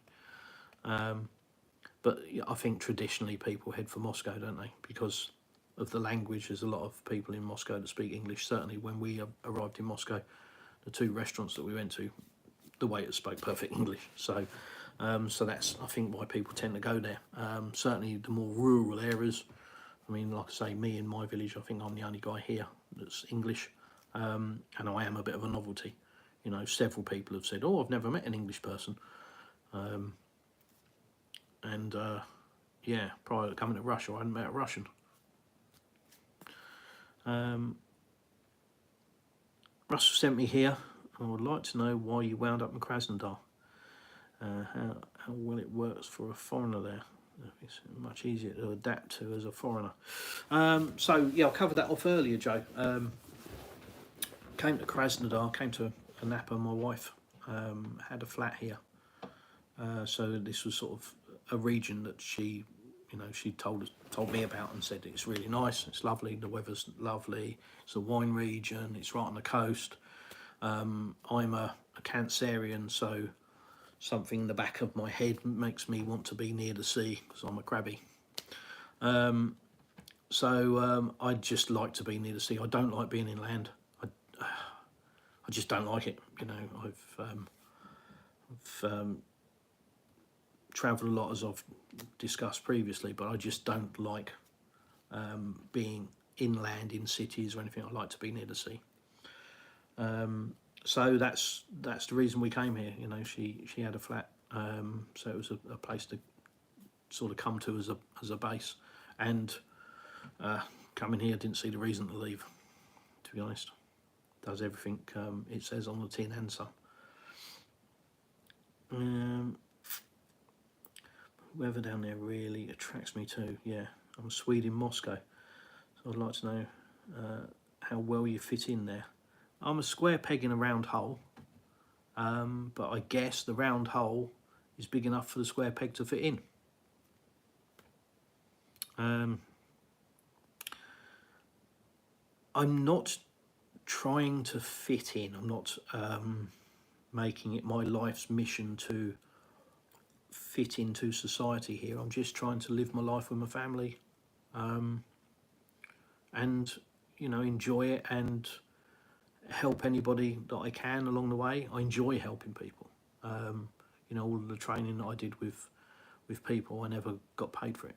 I did it all for free. I paid for everything out of my own pocket, all my travelling expenses, everything I paid for myself. So I was never on a salary. I was never paid. I just enjoy helping people. And I think if you're that way inclined or you're not, you need to try it, because I don't think there's a better buzz than helping someone and them, you know, whatever it is, them succeeding or them being happy in the result that they give. It's great. You know, over the years I've given away thousands of pounds to help people. Sometimes wrongly, sometimes I've helped people in that regard and it's just been thrown back in my face. But it's not changed me. I still do it. I still help people when I can. I'm not a rich man, so it's not all about the money. Sometimes it's just my time, sometimes it's just my effort. But I like helping people. It's a good buzz. So I'm not trying to fit in. But you know, if I can live my life in peace and be happy with the family, and help people along the way, great, wonderful. What does it cost to help someone? You get a better feeling from it. But yeah, the weather attracts. The weather is, the climate's lovely. It really is. Sam ? So Sam is Oh, Sam's Russian Adventures. So Sam came from the UK to Russia about 18 years ago. He started building a house, big house, barn style house. And then I think COVID hit. He had some business, I think, with real estate, which he had some trouble with COVID and everything else. But he's here. He's got two channels. I think it's Sam's Russian Adventures and B Road Russia, I think is his other channel. Take a look at him. He's a lovely guy. He's got an absolute genuine heart. He really has. He's a really nice guy. And yeah, he just makes all sorts of weird and wonderful, interesting content about different places in Russia. His B Road channel, I think, is just going to be finding sort of deserted and old abandoned places in Russia. But he shows Russia warts and all. So there's no frills. It's not all dressed up for the camera. He's been called various things, you know, Putin agent, and you know, wonder how much the Kremlin pays him, and all this nonsense that you hear from brainless sheep, which is all it is. But he's a genuine guy. I can tell you that. I'm a good judge of character, and he's a genuine guy. What city are you from? About Britain. So I'm as far in the UK. I'm as far south as you can go without getting wet. So I'm south of London on the coast.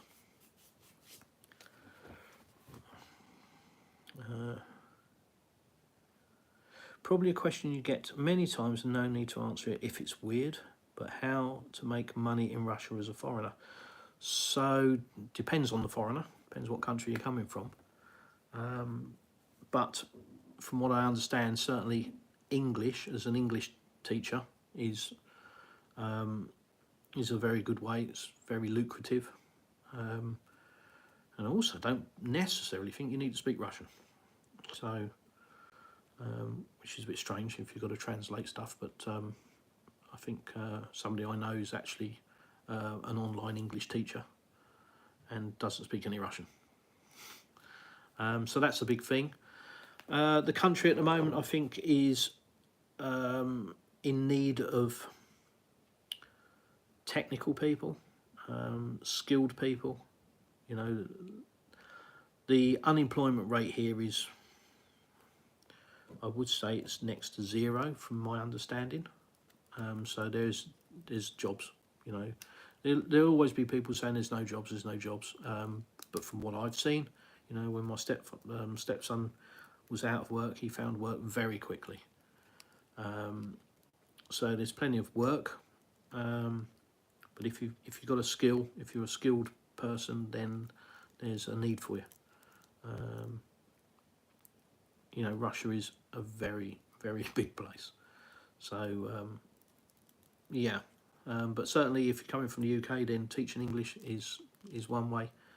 And then beyond that, if you're skilled in a trade, then definitely, you know, if you're a plumber, if you're a carpenter, if you're a cabinet maker, if you're into IT or anything, you know, there's going to be opportunities here in Russia, without a doubt.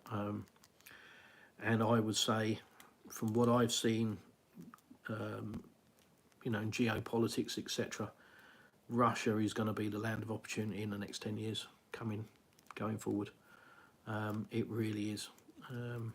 So, yeah, if you're looking to find a new home and some opportunities, then I think Russia's a good bet.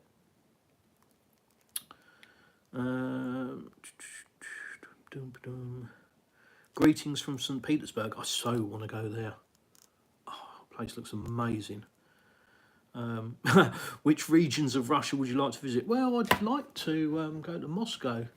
No, I want to go to St. Petersburg. Yeah, it looks awesome. Everybody says it is a beautiful city. Everybody. I haven't heard anybody say anything bad about St. Petersburg. So I really would like to go there one day. But that said, I don't know how many thousands of kilometres away it is. I don't think I'm just going to pop there for a weekend. But yeah, this stream must be saved. What, to show the world what a crazy Englishman looks like.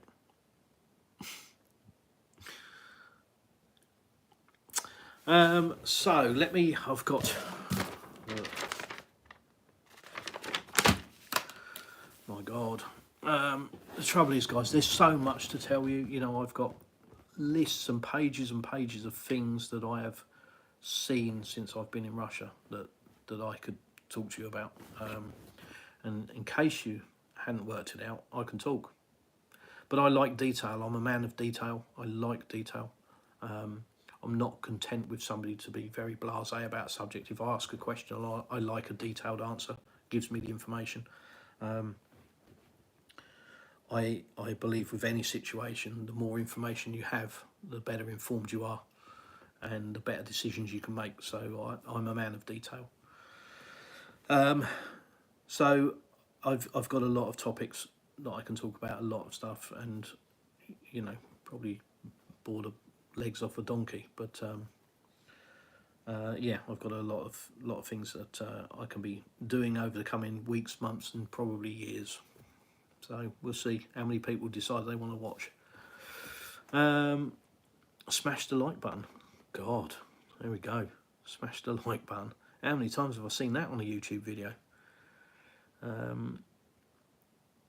Are you a subscriber to the channel? Yes, love the channel. 92% no, but I will be 7%. Okay. Thank you. All I can say, I keep saying thank you. But I'm, as Russell will probably testify to this, and Sam, I am in awe. I'm shocked that so many people have subscribed and have tuned in to listen to me rabbiting on. I am shocked. Plastic Russian, do you have a question? Ask away. That's true. Do you have a question? Ask away. According to the Plastic Russian. Did you see me type that? See, I told you I was a technophobe, but not really.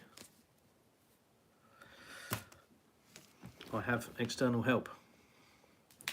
And my little cat, Rios, is screaming because he wants to come and see Daddy because it's bedtime. Bless him. Is there a certain amount of money savings a guy's required to have in order to move to Russia? I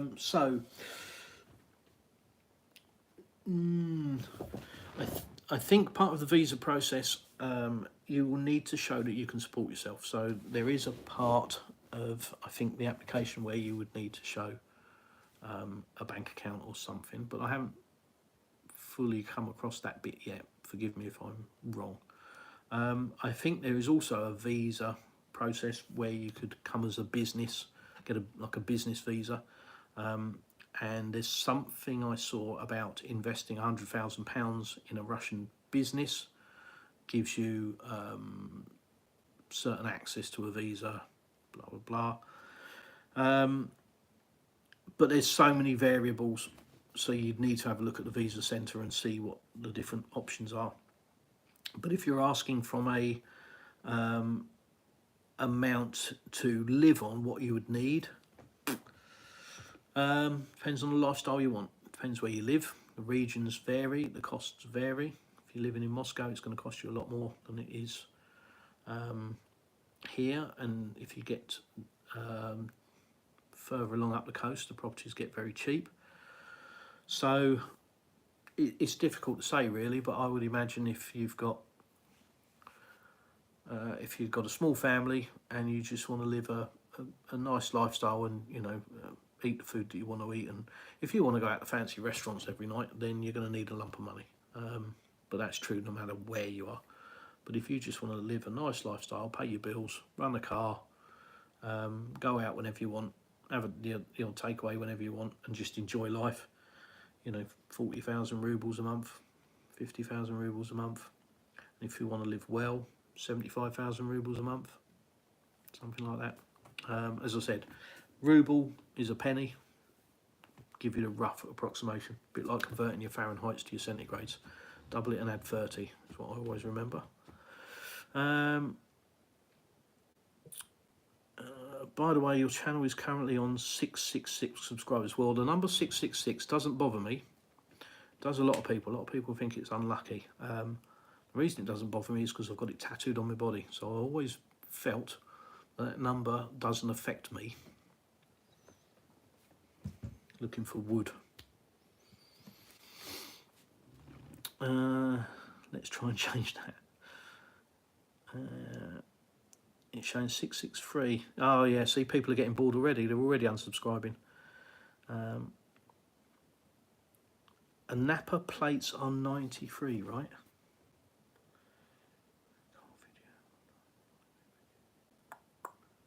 Plates. Ah, sorry. Yes, number plates. Regions. Yes, so the part of the number plate number denotes the region the car's registered to. So yeah, I think you're right. 93, I think, is Krasnodar. I changed that. Are there many opportunities to be self-employed in your region? What industries locals employed? I don't know. I can only speculate and comment on what I've seen, but certainly anything in the building trade, and well, I'd say anything really. I think there's, you know, Russia is an expanding country. Its economy is booming, despite what you may have heard. If you're outside of Russia, if you're in the West, you'll have been told a completely different story. But the reality is, the country is booming. There is construction everywhere. Fact.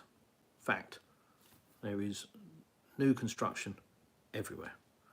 And that doesn't come unless there's money. So there is money, the government.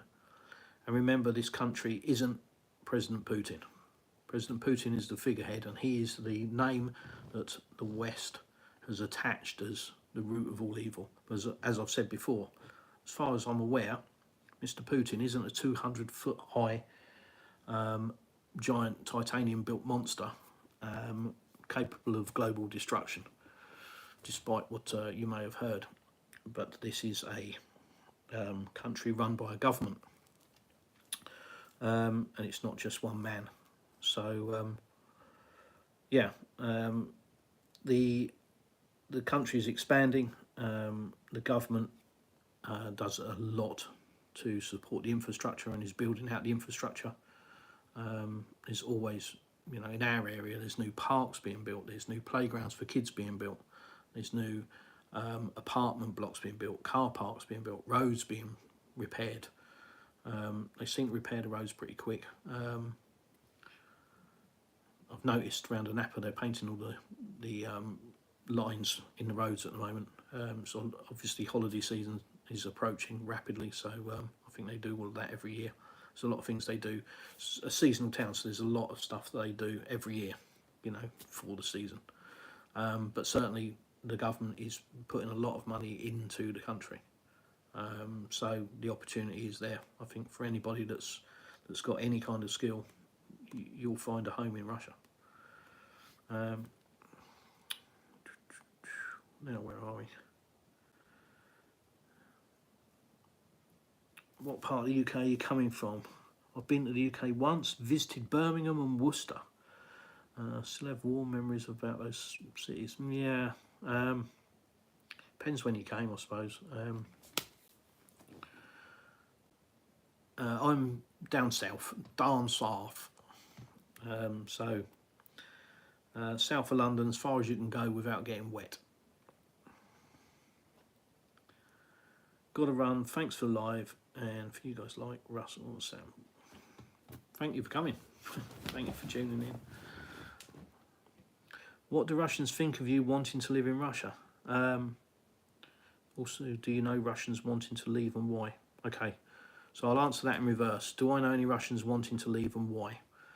No.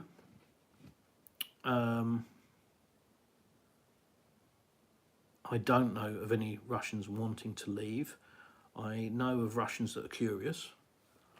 And I think that stems back from 20 or 30 years prior, where the West was far, far better than Russia at the time. If you look through Russian history and what happened to this country, these people have gone through some hardship that in the West we have absolutely no comprehension of. None, zero. Every Russian family has been touched by hardship. They understand war, and I'm not going to get political, but they understand it. We don't. We think it's on a computer screen. We have no concept of it. So I don't know any Russians that want to leave. I know plenty of Russians that are curious. And certainly, and it's embarrassing that they hold England and America in high regard. Now, again, if you're in the West, hear me, listen to that. There isn't any hatred that I have seen for the West. It is all a figment of Western media, mainstream media, propaganda. It's all lies. It's all made to make you believe that Russians are evil people and they hate everybody. It's absolutely not true. Not true. I'm an English guy in Russia, and currently there are English guys killing Russians. And somebody actually said to me when I was helping someone the other day, they said it's really ironic that, and what a strange world it is, that there's a region where English are killing Russians, and then here is an English guy helping Russians.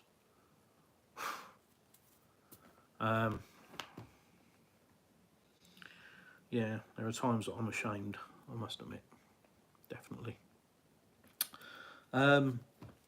So no, I've met plenty of Russians that, you're English, oh wow, oh, why'd you come to Russia, what do you think of Russia? It's the first thing they ask me is, what do you think of Russia? They're very proud people.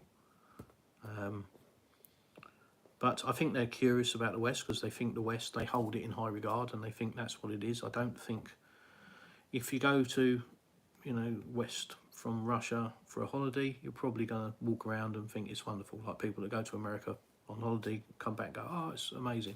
But I know people that go to America every year and have done for years and years that now come back and say they'll never go there again. So, the world is changing, and I think Russians are starting to understand that this country is a lot better than they think it is. And if they don't, they need to. They really do, because it is. It's a beautiful country. It's got beautiful culture, wonderful people, it's a wonderful opportunity. And the grass isn't always greener. And, there are aspects of the UK that are lovely, but there are aspects of the UK that aren't. And I think that's true of, any country. I understand that, but there isn't the difference that there was between Russia and the UK. Certainly Russia has become a much, much, much greater country. And I have to say that society-wise, the UK is in decline, and has been for a long time. Death of a civilization isn't a switch flick. It's it comes over years and years, and it's a decline. Death of 1,000 cuts, and I think that's what we're seeing. I think we're seeing civilization decline in the West. It just seems to be more and more hatred and more turmoil. Why can't we all just get on?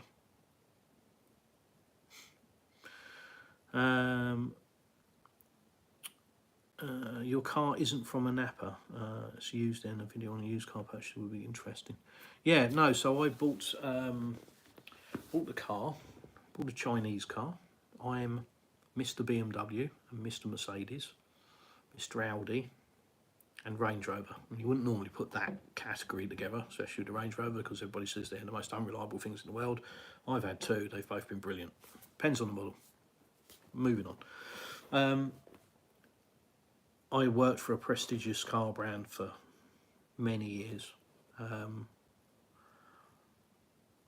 So, you know, I've seen all vehicles, all from, you know, the cheapest to the cheap to Lamborghinis and Ferraris and Bentleys, etc., and I've worked on them all. And I would never, ever have considered buying a Chinese car. So when we got here, we needed a car, and I wanted a Subaru Forester because I had one before and I loved it. So I thought we'd get one. So long story short, we found a car dealership in Krasnodar. There's like a row that's got half a dozen car dealerships all next to each other, with lots and lots of stock. And there was a few cars that they had. And the other car that was interesting was a Nissan X-Trail. So they had a few, and I thought, perfect, we're going to find something. Well, no, we didn't. Because of the trade that I'm in, I'm a fussy idiot. And I see vehicles, if they've been crashed, I will see it. I will see it from a country mile away because it's what I've done for 33 years, accident repair. So, yeah, I can see bad paintwork, I can see good paintwork from 100 yards away, let alone bad paintwork. It's just, you develop an eye for it. And yeah, I coming from the UK, it's different here. You know, it's function over form. It's more important that the car works rather than so much what it looks like, because, you know, they get dirty pretty quick for a start. So yeah, we went to this car dealership to buy a Subaru, and it was no good. So we then looked at all of the extras that they had, and a couple of them were okay, but nothing really wonderful. Mileage was wrong. You know, there was something that wasn't quite right. So we sort of found ourselves a bit stranded. We'd got a taxi to Krasnodar. So we needed a car. And the salesman, we'd gone in and out several times. We'd gone along the other dealerships. We were there a couple of hours, you know, family of tyre kickers. And the salesman, I was looking at this car that we've got a Haval F7X, which is a Chinese version of, I say, a BMW X4, sort of. And I saw it and I looked at it and I thought, well, that's kind of funky. And it was clean, it was tidy. It was low miles, 20,000 kilometres I think it was. And good price, 2.3 million, which coming from the UK is ridiculous price, I will tell you now. So if you're thinking of buying a car in Russia, they are a lot more money here than they are in the UK. So for a Chinese car, 20 plus grand for a second-hand Chinese car, my brain was going, no chance, no. But I kept sort of circling back to it because everything else I looked at was not up to scratch, you know, and I didn't want anything with high miles. Anyhow, the thing had 4 years of warranty remaining, and 20,000 kilometres, and was, apart from a small mark on one of the doors, untouched. All the tyres were brilliant. So, you know, I looked at the inside. It's Gucci edition interior. But, you know, front and rear parking cameras, 360 camera, heated seats, front and rear, heated steering wheel, dual climate control, 7-speed auto gearbox, switchable 2-wheel drive, 4-wheel drive, electronic. What's not to love? They asked me if I wanted to drive it, so I'm like, yeah, okay, we'll go out on a test drive. Well, I don't know if it's specifically here in Russia or it was just this dealership, but a test drive involved driving it around the car park. But I didn't really care because I had no intention of keeping it. It was like, well, this will do until I find something that I want. At least we can get around. It will do as a stopgap, and then I'll trade it in against something that I want, or I'll sell it when I find something that I want. So I literally said, yeah, I'll have it, and didn't even bother to drive it. I don't think I even drove it around the car park. I think the salesman might have done. I can't remember. But anyhow, even if we did, it was 100 yards of driving it. Had no interest in the car, didn't care. Thought it was going to drive like a pile of junk, so what was the point in getting excited about it? Will it get us home? Yes. Has it got a long warranty? Yes. Yeah, let's crack on. I love the thing. And I'm a BMW and Mercedes guy. But the ride in it is fantastic. It rides so comfortably. It's so smooth. Yeah, it's, you know, it's, like I say, it's switchable 4-wheel drive and 2-wheel drive.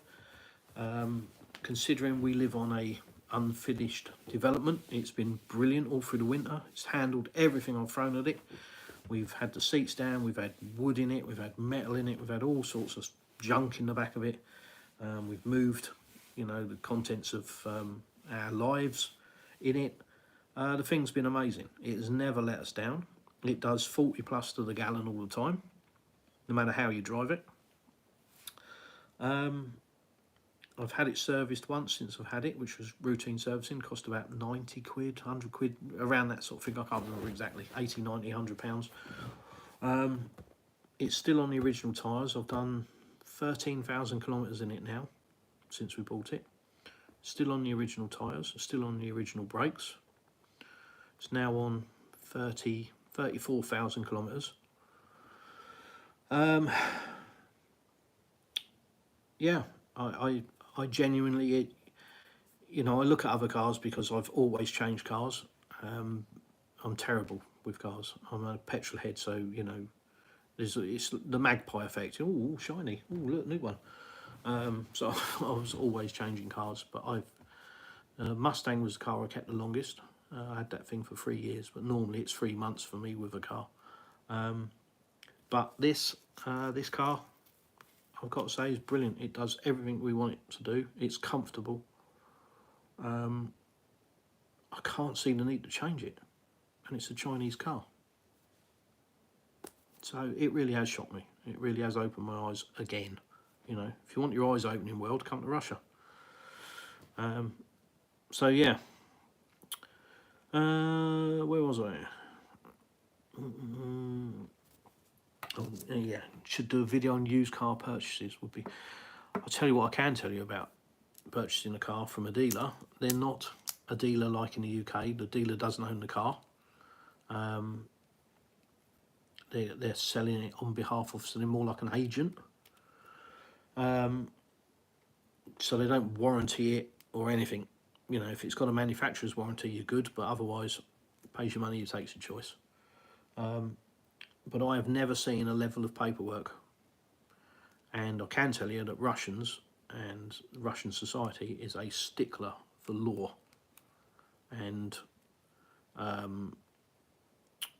having contracts, agreements they're called out here for everything. You know, there's a metal place where I go to get metal, you know, where they fabricate, and I go to buy metal if I've got to do the fence or I'm building something or trying to burn my feet off with my welder or doing something. And just to go in there and buy metal, you sign an agreement. They print you the receipt for your, you know, you get your card receipt, but you sign an agreement. You know, it's 3 pages to say that you've bought, you know, 6 meters of 2x4 steel. It's insane. It's crazy, but you know, that's what it is. But buying a car here, all I'll tell you is prepare yourself. It's a few hours. It is not going to be done in 5 minutes. It is a few hours of paperwork, and there is a lot of it, a lot of paperwork. So yeah.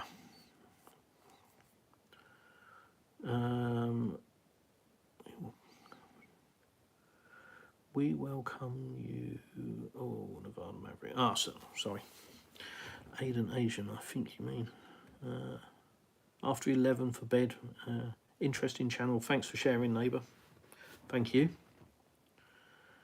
Russell from Australia, Perth, asked his subscribers to join this live stream and show you some love. Oh, bless him. Nice one, Russell. Thank you. Thank you again. You've already done that. Thank you again. I enjoyed the live with Russell. Just a real spur of the moment thing. It was a bit nerve-wracking first time. But yeah, he was on a live and I was watching and he just said, "Oh, I'll get you on." I was like, okay. So it was a bit rabbit in headlights. As I was with this tonight, I was thinking, oh God, how do I start this? What do I say? I was overthinking it. I've got a list of questions and I've hardly touched on them. So yeah. Is there amateur and professional motorsport in RU? Honestly, don't know.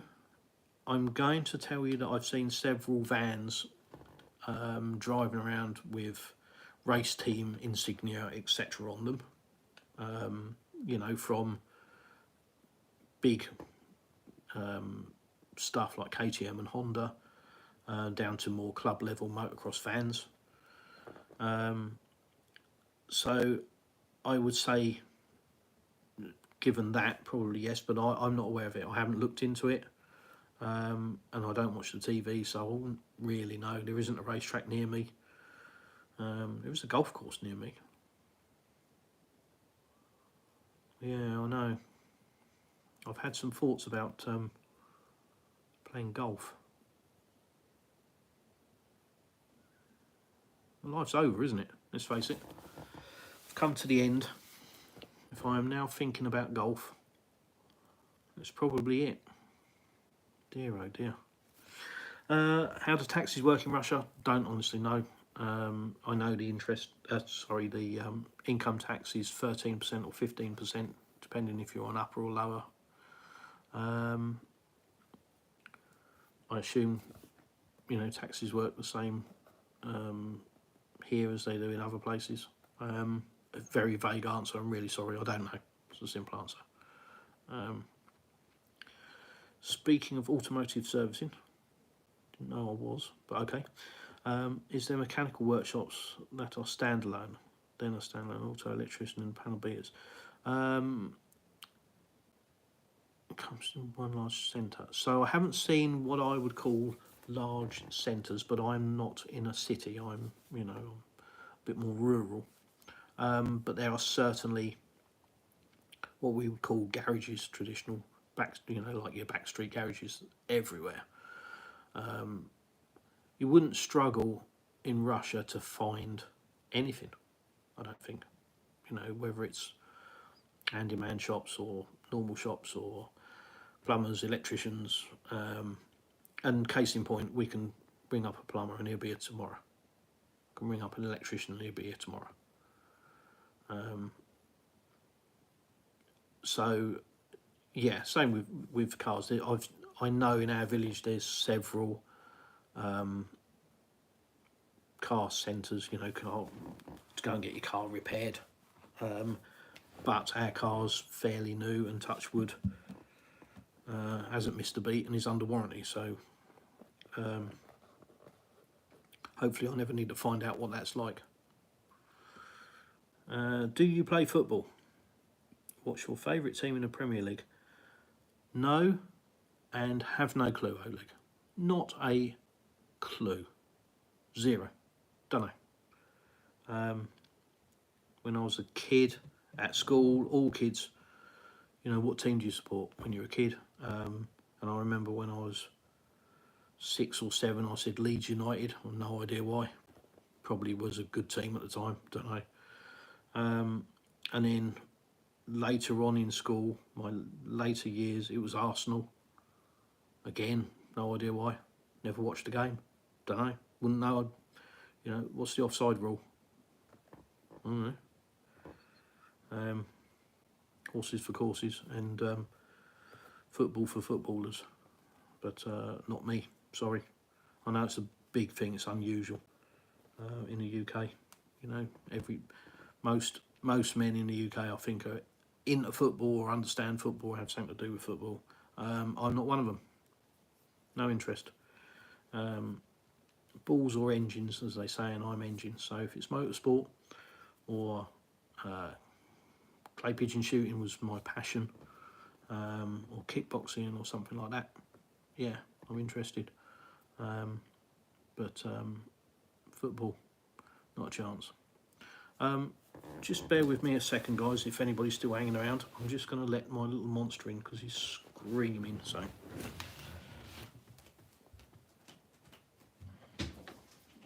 John in. John, say hello.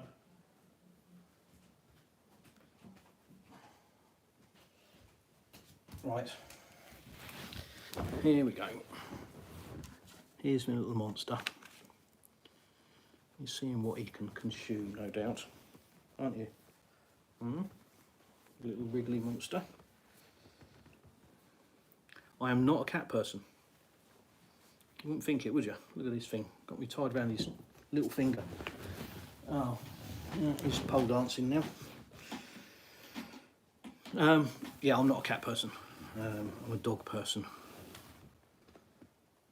Now he wants to go back out. Oh my God. 2 seconds. Get out, stay up.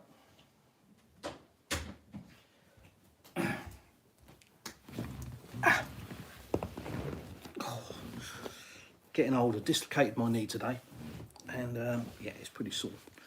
Yeah, not a cat person at all, dog person. Had a pit bull cross, had a staff. Last dog I had was Cane Corso. Loved that dog. Broke my heart and I had to rehome him. Literally cried for hours and hours. Loved that dog to pieces. Amazing breed, absolutely amazing breed, but God almighty, you need to research it and know what you're buying, or not what you're buying, but knowing what you're taking home. Any advice I can give anyone about a Cane Corso is research it for weeks and understand exactly what you're getting into. Roman dog of war, amazing breed, it's just truly amazing. 4-legged bodyguard. You know, in the family home, the best, like Scooby-Doo, the best family dog you could ever wish for. Absolutely loving, but would die for you. And you know, yeah, it's just remarkable animal, absolutely remarkable. I miss him desperately. So I was never a cat person, but the wife was. She had a couple of cats, and one of them died, and she got the news that one of the cats had died, and I honestly thought her daughter had died. She literally couldn't even speak. She was so upset, and that was horrendous watching somebody you love going through that. So, you know, much as I didn't want to get a cat, I wasn't a cat person. We got Rosie, the Bengal. She's a bit highly strung, as all pedigree breeds are. So she's a bit of a princess, but she's lovely. And him, Rios, he's yeah, he's daddy's little boy. Yeah, bless him. Right, where were we? Motorsport, taxis. Do you want to play football? No. Where in Russia am I? So south. I'm on the coast of the Black Sea, about 100 kilometres away from Crimea, and about 300 kilometres north of Sochi. Speaking of clay pigeon, can you own firearms in Russia? So, one of the things I wanted to see about was clay pigeon shooting, because it's something that I like doing. And I haven't looked into it hard. I've asked a few people and nobody is aware of anywhere that does clay pigeon shooting. So that's, I think, a future business plan. But certainly rifle shooting, pistol shooting, etc. Can you own firearms? So I can only tell you what I've been told. So I haven't been told by anybody official, but I have been told that you can go and buy a gun. And again, I don't know how accurate this is, because this is just what I've been told, but you can you can purchase a gun, and you don't need a license to purchase a gun, but you do need a license to own a gun. So if you need a license to own a gun, so you buy a license. Can't remember the exact numbers, but let's say it's £300. It's a lot of money for argument's sake, and it's £300. If you're caught without a license, then you get a really big fine, and the fine is like £350. So it kind of, if you're never caught, you never have to pay. So there's kind of a bit of ambiguity there between whether you buy a license or you don't and just pay a fine if you're ever caught with it. Don't know. So the simple answer is I don't really know. It's just what I've been told. So it's come through second hand.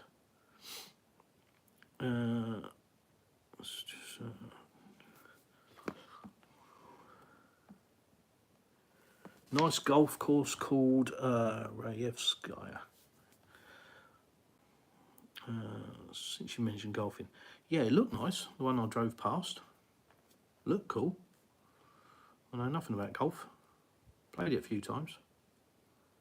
Say played it.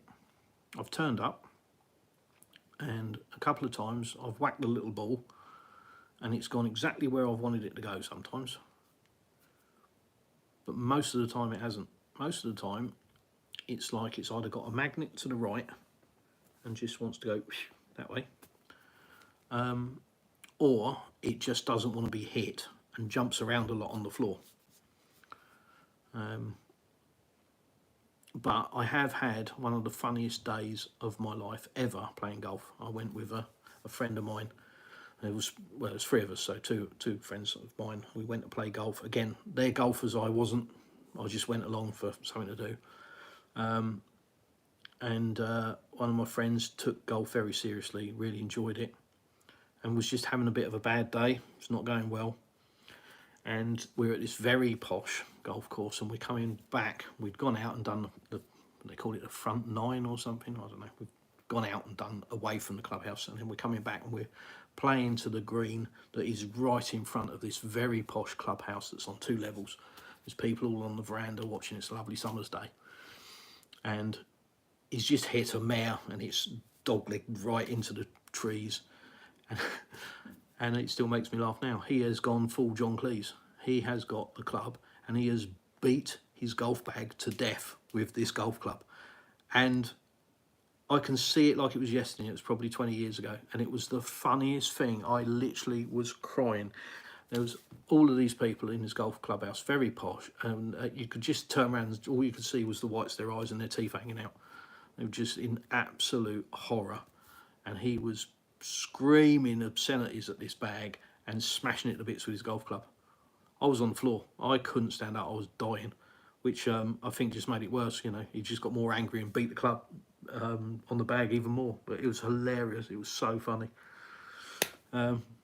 So yeah, maybe I should take up golf and see if I can reenact that. That'd be funny.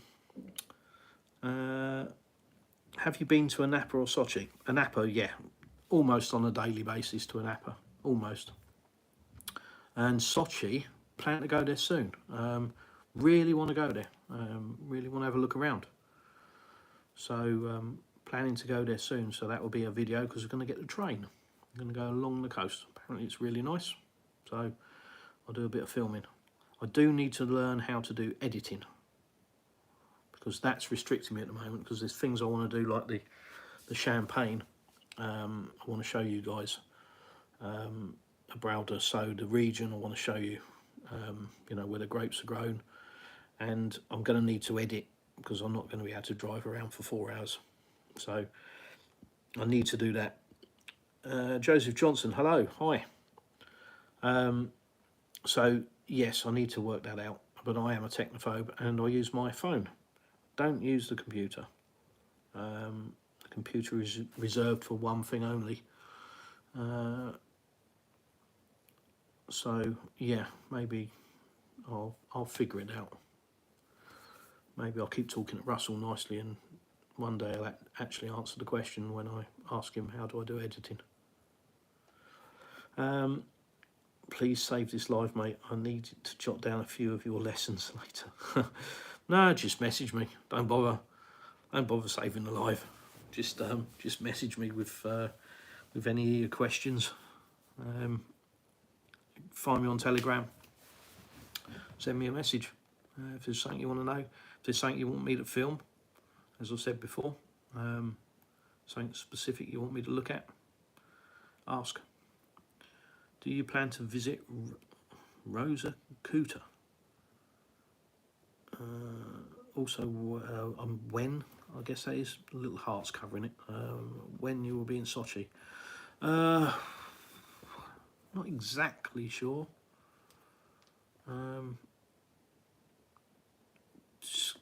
Just see, we've got so much to do around the house.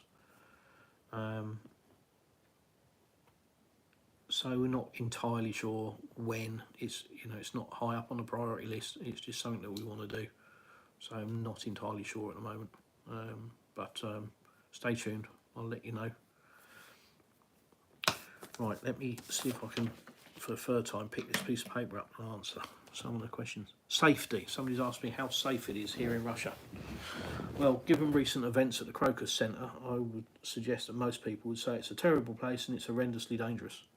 I can, again, only speak from my own experience and say that I have never felt so safe in my life in any country as I do here in Russia. Fact. I've been across Europe. I've been to many European cities, many European countries. Obviously, I come from the UK, and I can tell anybody listening categorically that I have never felt so safe as I do here in Russia. Now, that said, tomorrow I'm going to walk out the front door and somebody's going to whack me over the head with a hammer. But, I'm joking. I've done things here in Russia that I haven't done anywhere else. We have walked around unlit back road neighbourhoods at 1 o'clock in the morning without a care in the world. No fear, without, we've walked through the town at 12 o'clock midnight, past groups of lads where traditionally in the UK you'd be crossing the street or, on your guard. And I'm not a fool, I'm not stupid. And I always have my wits about me. Did kickboxing for a long time. I had a lot of stuff drummed into my head and it just doesn't go away, so you always have your wits about you about certain things. But I've never felt so safe. Genuinely. And as I've said in the previous video, in the UK, I think road rage is pretty much a daily occurrence for most people. Certainly a weekly occurrence, in one form or another, whether you're involved in it or you're witnessing it. It's a thing.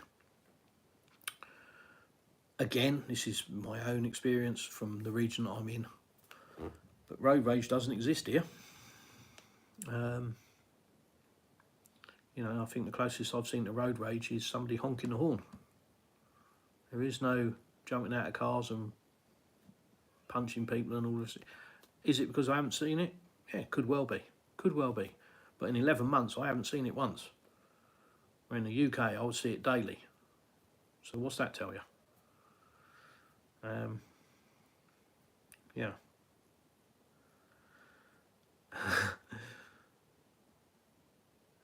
Joseph Johnson, not sure how I came here, but I've subbed.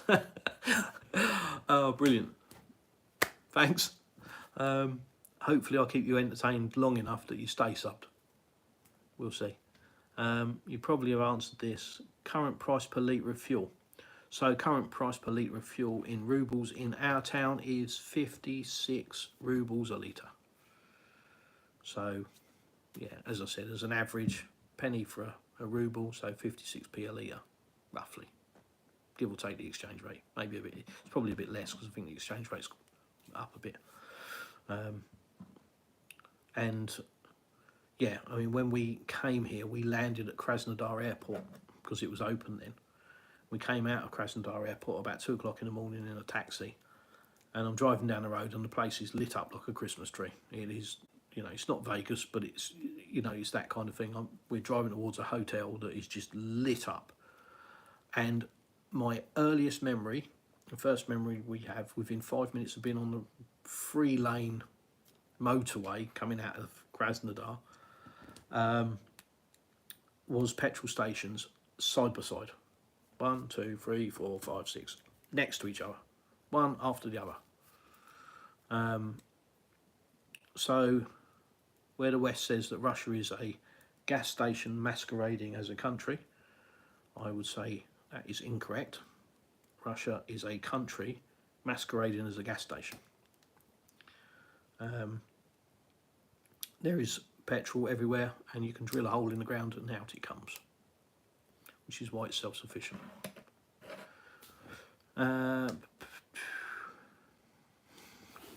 Does it vary greatly by region? I don't honestly know. I haven't done a lot of regional travelling. Tell a lie, I haven't done any regional travelling, so I don't know. Aside from getting on the train from Moscow and coming down on that for 2 days, I haven't been out of our region because it's too damn big. 77,000 square kilometres our region is.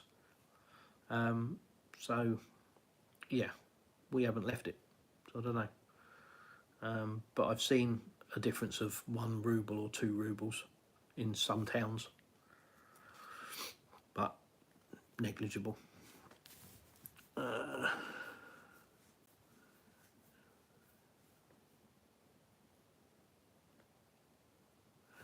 How did I come to move into Russia in this time of ill will? Yeah, good question. As I said at the beginning of this this stream, no intention of coming here. You know, I knew what Russia was. According to what Western media had told me all my life, so I had no intention of coming here. Didn't want to come here, but I had my eyes opened by coming here, and my world turned upside down because it is not what we are told. It's not. It's just not.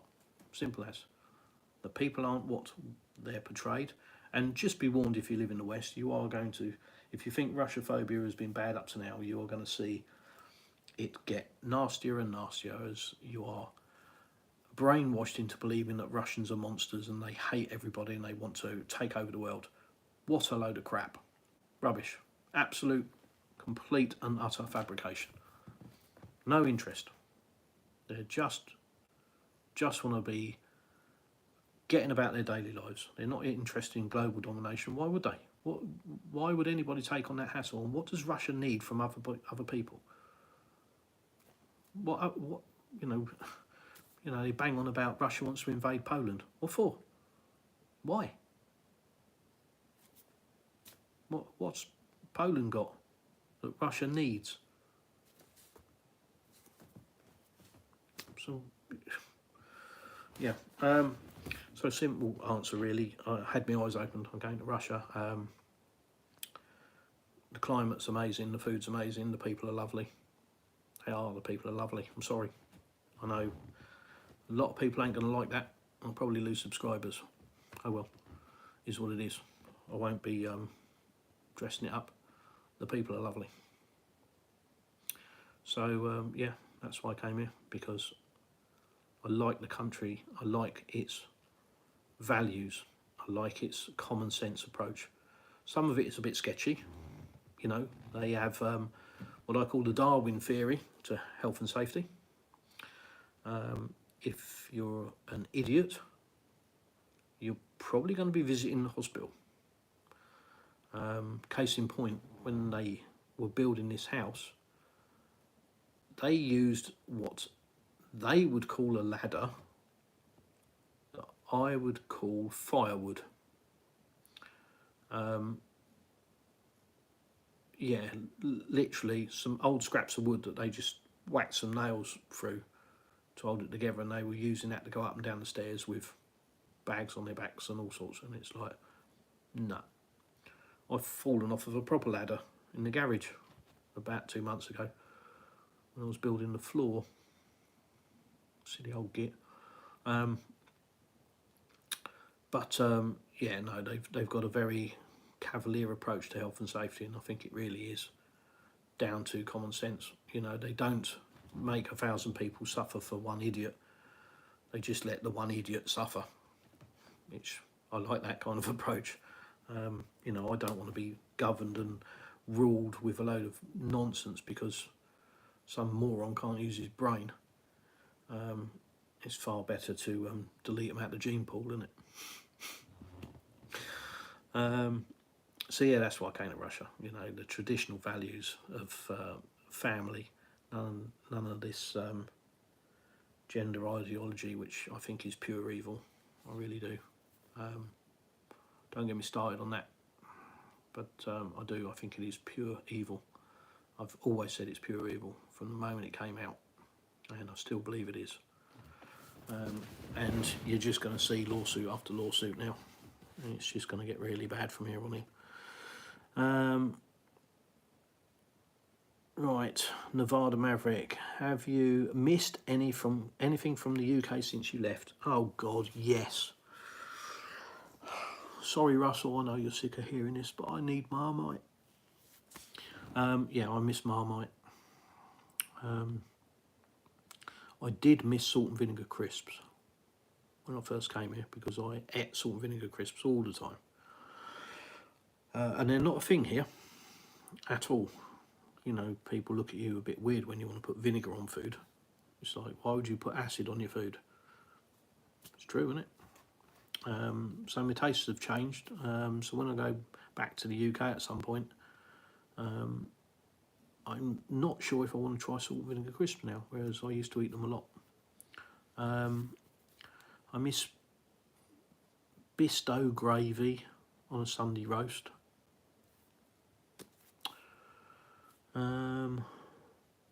Cream, you know, double cream. But the ice cream here is amazing. It's so lovely. It's got such a lovely flavour, and it isn't artificial. It's really, if you know it. For example, you've got to, if you buy it in the shop, you've got to get it home quick because it melts really quick. It's not like you know, a tub of ice cream in the UK, and it's not just the temperature. In the middle of winter, it will still melt really quick. So it's not full of a load of chemicals. Or certainly doesn't seem to be. So that definitely substitutes for cream. But yeah, just rubbish really. You know, Marmite. I say I miss Marmite desperately. Yeah, has it killed me? No. Have I lost 2 stone since I've been here? Yes.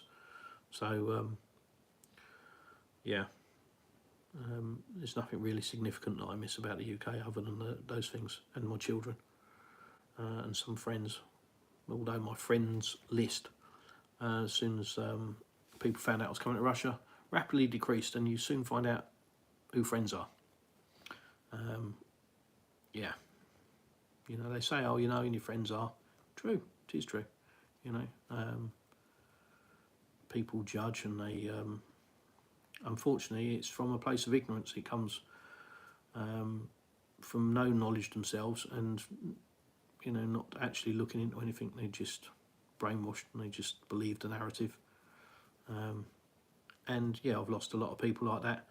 To be honest, it hasn't affected my life, because if somebody hasn't got the brain to actually do any research into a subject, and they want to try and preach to me about a subject that they know nothing about, I can't be bothered. It's like this channel where, you know, if I get people that coming in and, you know, start trying to use this platform for propaganda or whatever, it'll just be report, block, delete. Won't even entertain engaging in conversation. Can't be bothered. Don't need negativity in my life. Waste of time. If you argue with an idiot, all you achieve is 2 idiots arguing. So, not me. My car, I guess, has less power than some, and they push mostly big car people. Yeah, I'm a big car guy. I like big cars myself, generally. I'd love to have a Land Cruiser out here,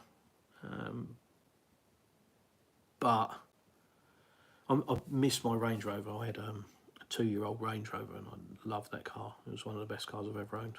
Such a lovely thing to drive. But I wouldn't want to own it out here. There are plenty of them about, but I just think when it goes wrong, which it will, let's face it, when it goes wrong, it'll just be a chore. So Land Cruisers, the latest Land Cruisers look very, very nice. But Haval do I think it's a H8, which is the Chinese version of a Land Cruiser. That looks pretty good. So, given my current experience with Haval, I'd definitely look at that if I was looking to change to a big car. But I can't bring myself to get away from the F7X. It does everything we need it to do. So, what's the point in spending a load of money for what? Nobody's interested here in what you've got. They keep themselves to themselves, Russians. They're not interested in, you know, if I park a Rolls Royce on the drive, there won't be anybody turning heads and looking at it. They're genuinely not interested. You know, the attitude is if you've got something like that, then you must have done well. It's not a jealous society. They're not jealous people. They don't look at it and go, oh, look what he's got, and oh, not interested. They don't care. It's your business. Yeah.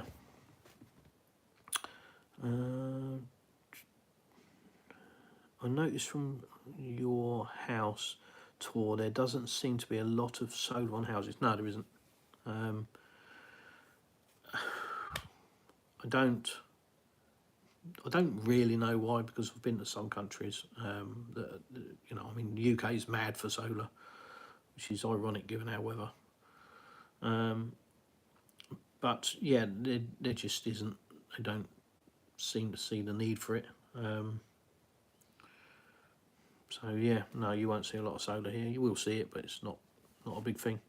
Apples. Sorry, Joseph, don't know what I'm supposed to do with that. Yablika. It's my favourite word.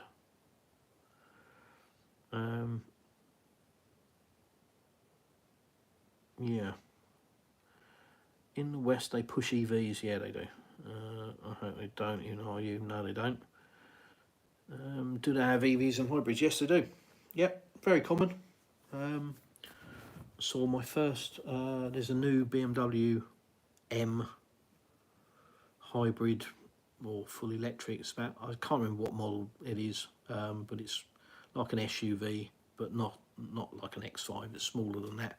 I did look it up, and it was 150 grand in the UK, and I saw one of those in our village the other day. So yeah, there are plenty of EVs around, but I don't believe that they're pushed down anybody's throats. You know, you've got a choice out here. I know. Who'd have thought it, eh? You actually have a choice. I lived in the UK for 18 years, never tried Marmite. You make me curious. So the advert for Marmite is love it or hate it, quite literally. And that tends to be, from what I've seen, exactly correct. You will either love it or you will hate it. A friend of mine used to make sausages, and he was a butcher, and he called his sausages love them or hate them. And they were made with Marmite, and they were, without doubt, the best sausages I've ever had in my life. They are absolutely amazing. So yeah, it is a love-hate thing. I love. You should have Marmite on toast with grated cheese. Oh.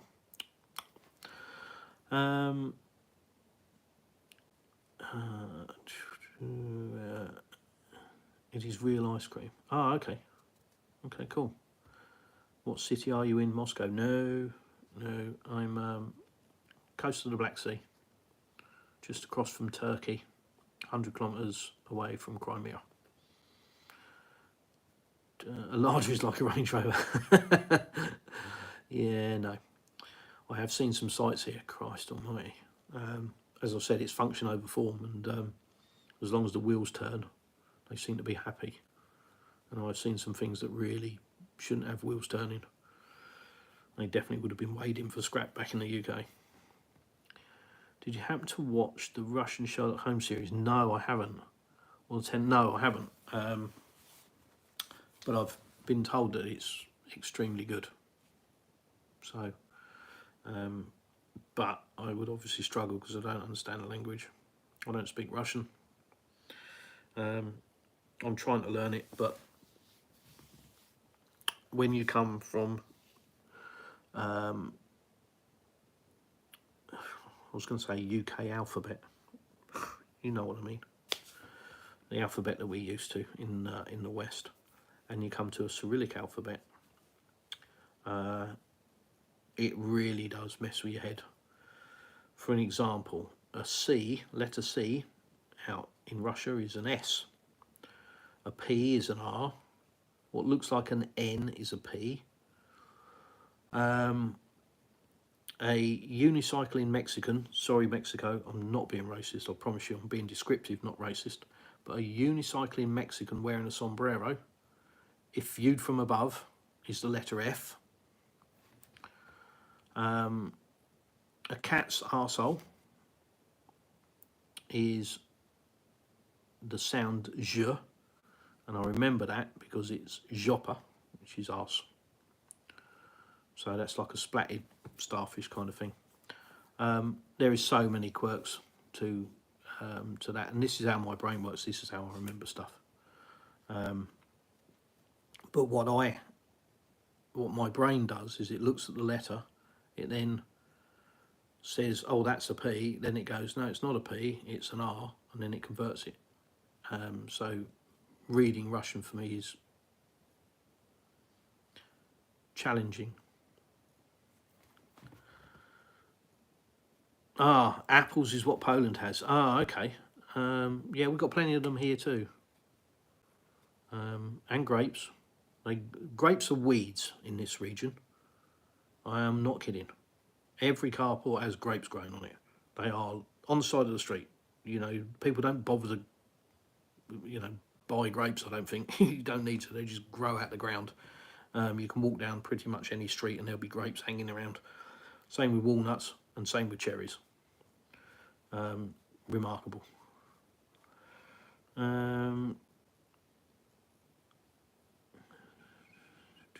Russia Sherlock Holmes series called Sherlock Holmes and Watson. Okay. Do you have any pool parties with your neighbours? No, not yet. Haven't had really the opportunity. The pool was finished in October last year, so we only had sort of 6 weeks. So we didn't really get a chance, and at the moment the pool is 21 degrees at the moment, so not had the chance to use it really. We had a nighttime excursion the other night. I think I put a short up, I think on my Telegram channel, where I don't know, I think I'd had a beer and decided it was a good idea. Yeah. Love the printed splashback you have in the kitchen. Thank you. Much prefer to tiles. Yeah. I actually, in my own house in the UK, I didn't want tiles because of the grout issue and everything else and the cost. So I templated the kitchen and I got some glass cut and made, and then I took it to work and painted it on the reverse side. So I actually did painted splashbacks made of glass, which was nice, worked really well, made my own design on it. And yeah, coming here, the choice is amazing. You can have whatever you want on the back of the splashbacks. You can even give them a picture and say, you want that, and you can design your own splashback. But there's thousands of options, so we like it. It fits well with the cupboards, and it's just, it's nice and cheery,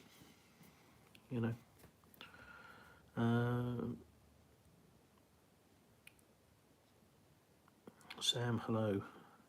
Sam, hello from Glasgow. You do love a pool party. Russian Sherlock Holmes is in English, is it?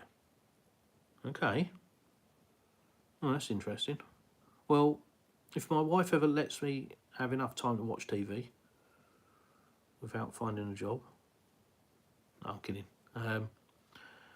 Yeah, don't watch a lot of telly, but if I do, I'll look it up. I have been told it's really good, so yeah, I won't rule it out.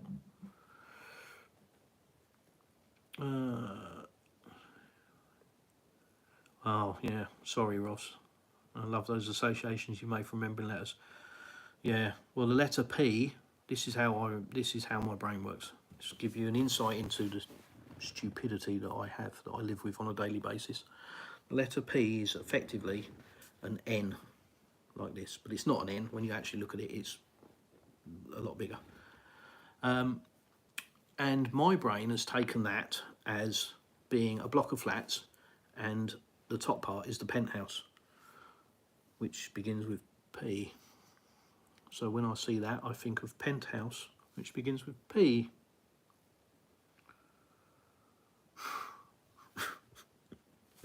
I'm doomed, I really am. I've got no chance, have I? I'm doing Duolingo. It's challenging. It definitely is challenging. According to Duolingo, I know 300 words. I think somebody's not counting very well. Yeah, it is a very, very technically difficult language.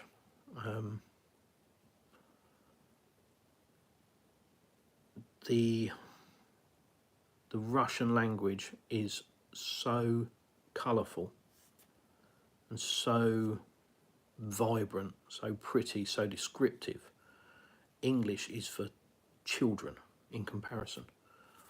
Our language is incredibly basic and very... English people will always look for words. They'll always be talking and they'll go, what's the word? What should I say? How should I say it? Because our language isn't descriptive enough. Russians will have 100 ways of saying one thing that we don't have. And it is incredibly challenging as a Westerner to learn. It really is. But there are people out there, as you've seen on the internet, there are people out there that can just breeze through it. I hate them. I hate them all, because I ain't one of them. I was never academic. I'm not a textbook kind of guy. So it's challenging, definitely. Yeah, but I will do a video on the language, and I'll go through the alphabet and I'll explain the way my brain works and some of the quirks of it. But yeah, it's challenging. How are you coping without BBC knocking on your door annually for a TV license?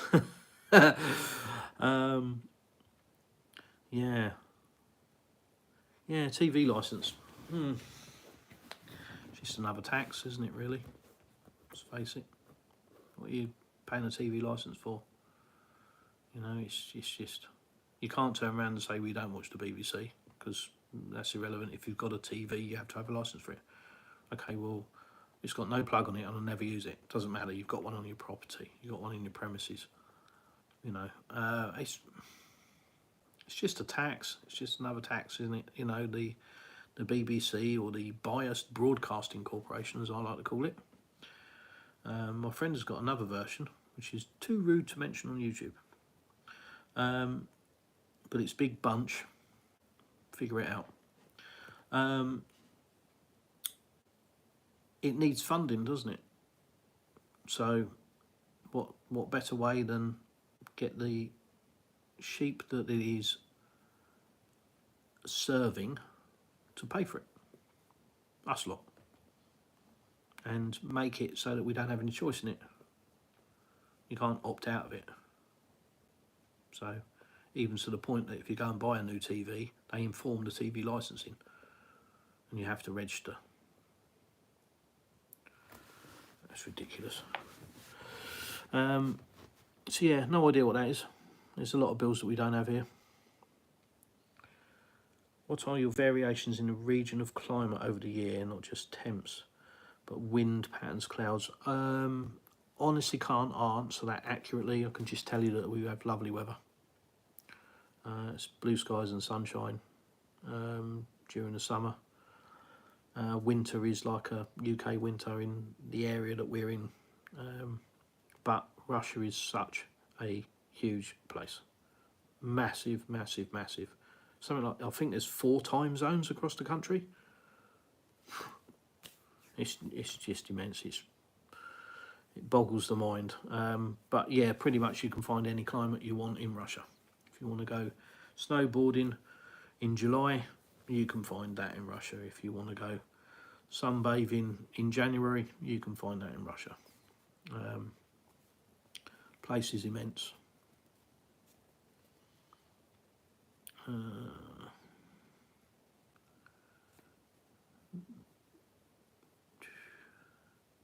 Anton PH, nice with alive.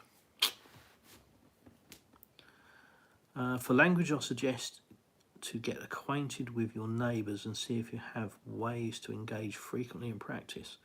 It will come to you with time. Main thing, make the process enjoyable. Yeah, you know, the hardest thing is to start speaking it. And, you know, that's my own insecurity with it, I think, you know.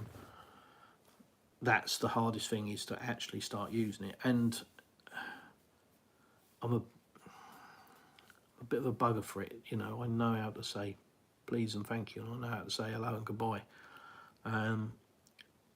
And a good example is the local one of the local hardware shops that we go, where I need to buy a tool or I need to buy some materials for something. I'll go there, and they're so lovely, they're so friendly, they're so helpful in there. All of them, all of the staff are just wonderful. They really are. You know, I can say hello and goodbye, I can say please and thank you, but I find myself almost embarrassed to, in case I don't say it correctly. So I always revert back to hi, and occasionally I'll say dos vidania. But I just keep reverting back to the English because I'm just not confident with it. And that's, I think, true of anybody using, you know, learning a language and using it. The hardest bit is starting to speak it. Once you start speaking it, even if it's just the basic words, you'll start picking up more from that. So that's what I need to do. I need to do it. Yeah. The weather in St. Petersburg is the same as it is in London, with the exception of winter, which is quite a bit colder. Here, not to mention longer. Okay, yeah, I've seen many pictures and videos of St. Petersburg at different times of the year, and it just looks amazing. So yeah, I really want to go there. Buying TV or other items, cash is king. Yeah. How does the general feel of a Napa area compare to other places you've visited in Russia? Well, I haven't visited any other places in Russia, really. Few bits around our region. But like I say, we landed on a plane in Moscow and then got a train down from Moscow to Napa. So I don't really know. One thing you'll find on this channel, if I don't know, I'll just tell you I don't know. I won't make stuff up and lie to you. So yeah, I don't really know. But there's some other channels that you guys, if you're not tuned into, you need to have a look, and that's oh god, Sam's Russian Adventures, B Road Russia, and Travels with Russell. Is that right? Russell's Travels? Russell's Russian Travel? Oh my god. Russell, I'm so sorry. Cabbage. An absolute cabbage. Yeah. But I'm sure you already subscribe. But those guys are in the Moscow region, so Russell's always pumping out content. Did a lovely one around the market in Moscow. Huge, massive market. Really interesting to see the stalls and, you know, all the different bric-a-brac and stuff. Right, let's try and, because somebody's going to be emailing me saying, I thought you said I was going to answer your question. Fruit trees. Remember, somebody asked me on YouTube, do we have any plans to plant fruit trees? We've got 3, and we've just planted 2 more. So we now have 2 peach, 1 cherry, 1 plum, and 1 persimmon. Persimmon? Persimmon. I don't know. Make juice out of it, apparently. Yeah, so cherry tree is covered in blossom at the moment. Looks very pretty. The plum tree, I have no idea how it survived, because when we dug the back garden out for the swimming pool, the tractor that came through there, and then the bobcats and the tractors that came and levelled the back garden for weeks on end, absolutely battered it and beat it to death. So I never thought it was going to survive. But, you know, as I keep saying, you stick a stick in the ground out here and it grows, the damn thing survived. So the other plum tree that didn't survive literally got run over and flattened and was completely ruined, and I just pulled it out of the ground because it was that destroyed, threw it on the patio for 2 weeks, and then just before Christmas, worst time of all to plant a fruit tree, I decided to plant it in our front garden so that we had somewhere to hang the Christmas lights. Planted it in the garden, and in February it started growing shoots. You can't kill it. So I dug it up, gave it to the neighbour. They planted it in the front garden. It's flowering. Crazy. Nevada Maverick, there's that Canadian family that just moved their Countryside Acres. Yeah, another big YouTuber, you know, YouTube channel. Yeah. I have a Russian cherry tree. Cool. I have cherries. Not yet. What do you miss from the UK? Absolutely nothing apart from my children and some friends. I joked about Marmite and some other stuff, but you know. Can I be without Marmite and have shawarma? Yep, I'll take that.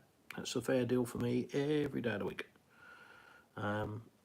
Barbecue obviously is a big thing here, grilling. So yeah, I would rather be in that environment and do without Marmite if that was the swap.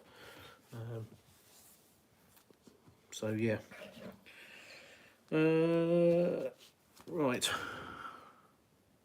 Back to sanctions. Nobody's told Russia. That's all I can say, really. What are they on? Package 14 of sanctions. I mean, if package 1 didn't work, it's a bit like, I guess, a football match. You know, you probably chuck your best people in.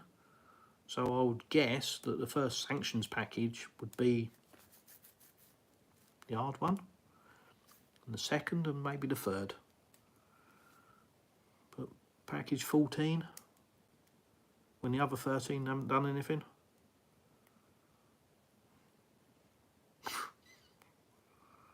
Yeah. It's just insanity, isn't it? Doubling down on stupid. To achieve what? What have sanctions done? Are there things that aren't available in Russia? Sure. Does Russia do without them? Yep. Are Russian businesses booming because of it? Yep. Is the Russian economy more healthy because of it? Yep. What can you say about sanctions then? Other than somebody miscalculated, didn't they? Somebody thought they were going to crush Russia economically. Their view of Russia led them to believe that. And all I can say is that they didn't understand Russia or Russians. And they still don't. And most people that have bad feeling towards Russia or comment on Russia have never been here. So, yeah. So sanctions, yeah. Well, when somebody lets Russia know, I'm sure they'll worry about them. In the interim, why do a YouTube channel? For exactly that reason. Because I've come to Russia and it isn't anything that I thought it was going to be, and I just want to show daily life, you know, and there are going to be things that aren't going to be great, and I'll still show them. It isn't going to be a sunshine and rainbows kind of channel. It will be whatever happens, happens. And if I have the camera and I'm filming it, it will be going up on YouTube, warts and all. But it isn't going to be, a, you know, political channel and propaganda, etc., etc. It'll just be whatever it is. Have you had the opportunity to take part on Shashlik Barbecue? Yes, I have. Yum, yum. Message retracted. Cool. Had an English cherry tree, but we had a cherry blight, and a Russian tree does not get the disease. Oh, okay. Well, I've had to spray the cherry tree. And walnuts last year, our walnut tree, and all the walnuts in the area, I think, were really suffering. There was a disease that was affecting the walnuts. But we had a walnut tree which I chopped down. So, yeah.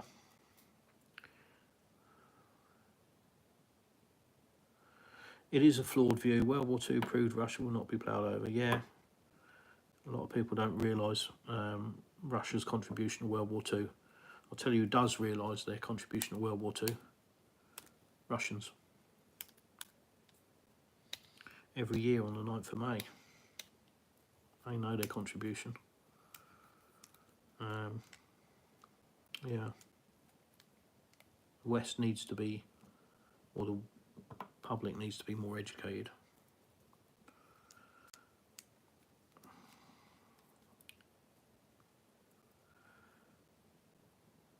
Right, oh cool.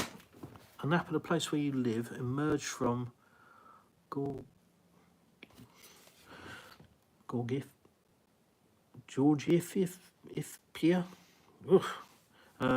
No idea. An ancient Greek colony now buried in 2000 and covered to only 1/3 since they've built a lot since. Oh, okay.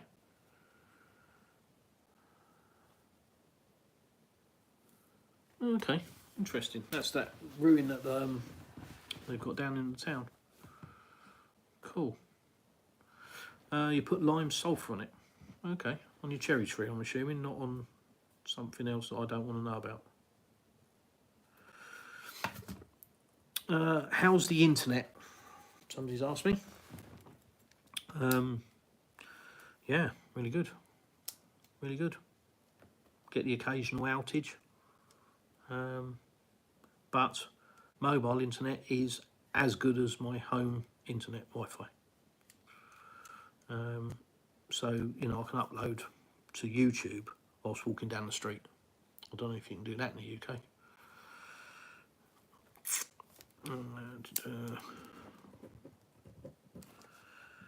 What was the cost of our house? I covered this off, actually.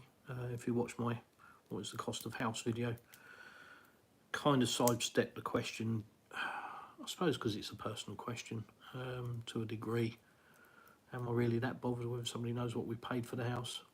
Not especially, but it's something that I would have with a conversation with friends if they asked, or face-to-face or whatever. Do I want to stick it out on the internet? Not especially. But more importantly, it's just not relevant to anybody. You know, we looked at and agreed to buy the house in 2021. The world is a different place now, and the prices of land have gone up. We've had 2 price increases on land twice this year already, 2 this year. So yeah, what we paid, and again, as I said in the video, you know, this house isn't standard, and there's nothing standard about it. Everything's been changed. So how can you compare it? How can you, you know, what point of reference would that give to anybody, unless they were building exactly the same house on the same plot of land in the same region with the same developer, you know, and could travel in time and build it at the same time. So you get my point. It's completely irrelevant. A more useful question really is probably what it's worth. I don't know. We haven't valued it, so I'm going to guess between 15 and 20 million. Probably nearer to the 20 than the 15. But that's, you know, it's kind of a guess really. Don't really know. Don't really care. Doesn't matter. It's our house, so It's irrelevant.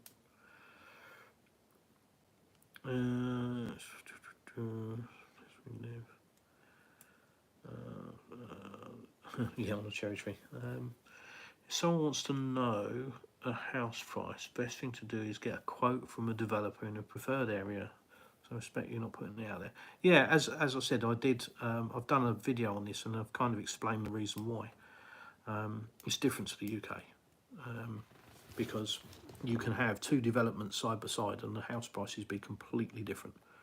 You don't have that in the UK, really. So there's another factor here that you don't have in the UK, and that is whether it is a development with tarmacked roads as opposed to just stone, whether it's got mains gas, whether it's got mains water. So there are other things that affect the price as well, and it's certainly region specific. So there's lots of variables that come into the price of a house, and out here no two houses are the same.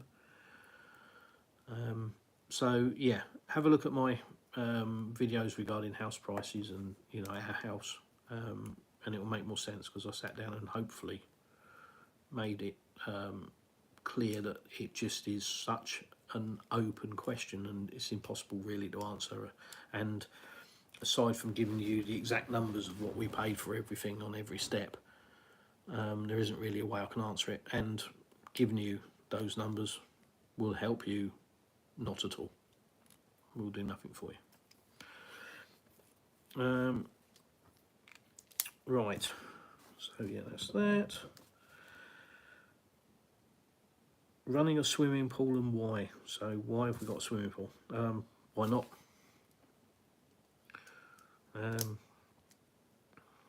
We ran it all through winter, so we didn't shut it down. A lot of people shut their pool down, we didn't. We just left it ticking over. It's a 1 kilowatt high efficiency pump, so it didn't cost much to keep it running. Well, negligible amount, so not even something that you'd factor in.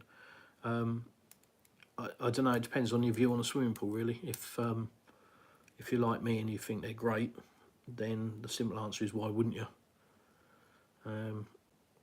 So yeah, we had the opportunity and it was something that I factored in from day one. You know, it's something I always wanted. It's not a common item in the UK, one because of the climate and two because of the cost. Not only to build it but to run it.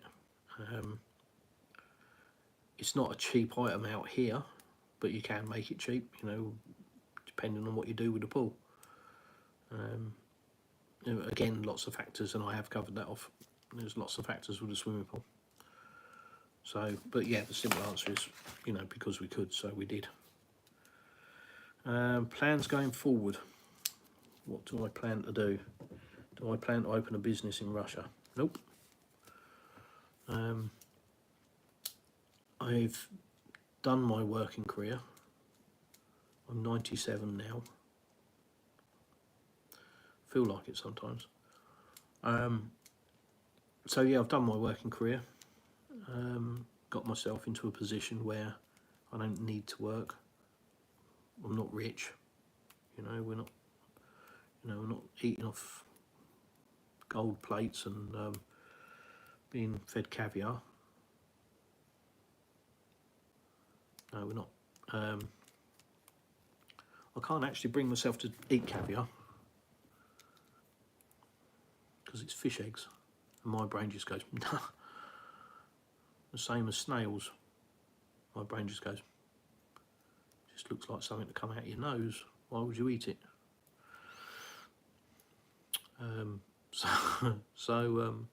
Yeah, no, so we're not living an extravagant lifestyle, but, you know, we're okay. All right, we pay the bills and we eat what we eat when we want. We go where we want to go. So, yeah, life's all right. Growing stuff, yeah, anything. We're going to grow loads. The missus is green-fingered. She wants to veg patch. She wants to grow all sorts. I want to grow chilies and watermelons. Don't ask why. I have no idea. No clue. Just because. So, Mrs. is okay with the chilies. She's not keen on the watermelon, so I haven't discovered why yet. But she wants to grow all sorts of stuff. So yeah. What do I miss? We've already covered that off. 0. Shops and the variety and the quantity. Yeah, I mean our village has 10 supermarkets. And if you go around like all the back streets of Anapa, you will find corner shops, little shops, all fully stocked. You know, all the shelves completely full. So there's an abundance of food. You know, it's not in short supply, like you may have been led to believe. It's absolutely not. You can get whatever you want, wherever you want, pretty much, unless it's bloody Marmite. Cats, yes, cats, lots of cats. Lots of doggies as well. The dogs in our village are pretty clued up. There are stray dogs, which coming from the UK is a bit, okay. But, you know, the cats and the dogs in Russia are really how Russia and Ukraine is and should be. They just get on, they live together, and that's what Russia and Ukraine used to be. And it will be again, I'll tell you that now. Because the ties between those two countries are a lot deeper than the nonsense that's going on at the moment. So they will be again. But yeah, cats and dogs live harmoniously. It's not like the cartoon where the dog is chasing the cat all the time. I haven't seen the dog chase the cat yet. But what I have noticed about the dogs in our village, and this is fun fact number 12, they use pedestrian crossings. And I mean, they walk up to the pedestrian crossing and they stop and they look both ways and they wait for the traffic, and even to the point that they'll wait for the traffic on their side of the road to either stop for them or it be clear, and then they will walk across the crossing whilst looking in the other direction, and they'll stop if they need to, if there's a car coming, they'll wait for it to go past and they'll go along. So the dogs have learnt to use pedestrian crossings. Most English people can't use a pedestrian crossing.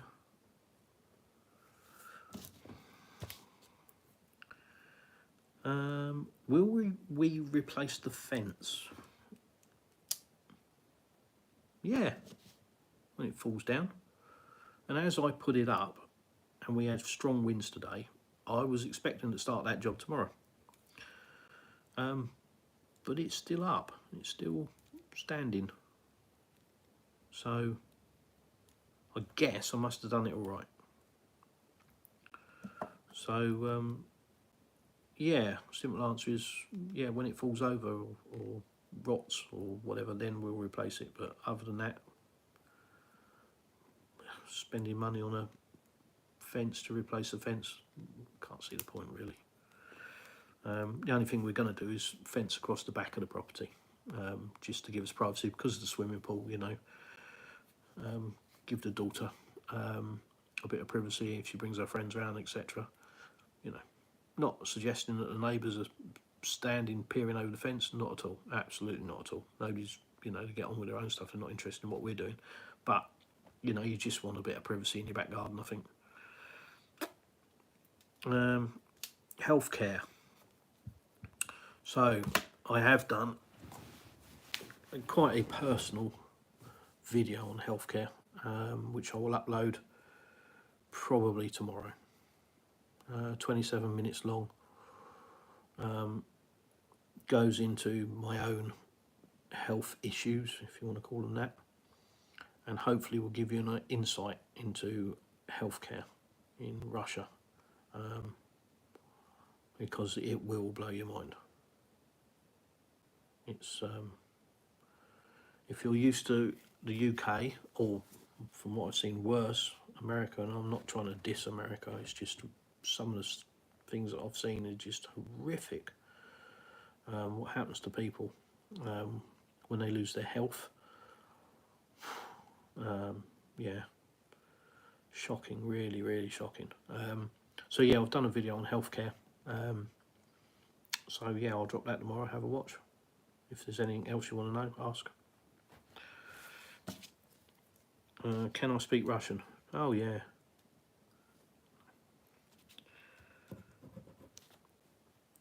Right. Ross, caviar on white bread with butter goes great with that champagne you mentioned in the beginning. Okay. I'm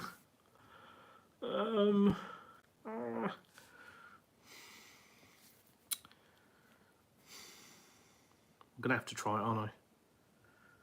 If Sam's watching, he'll be sitting there going, "You're an idiot, try it," because he loves the stuff. I mean, it kind of looks tempting. I've seen some orange stuff that looked quite nice. Just because of the colour. But my brain's just going, ah! Looks like frog spawn. Yes, I'm a child, sorry. Who knows? Maybe. I'll have to try it, won't I? I'm a big boy, I will try something. So I will try it. With the floods, fish might be a good business. Yeah, I mean, the floods are, they are what they are, aren't they? There's a guy that we know that's in our Telegram group. We've got a Telegram group for us Brits, English speaking.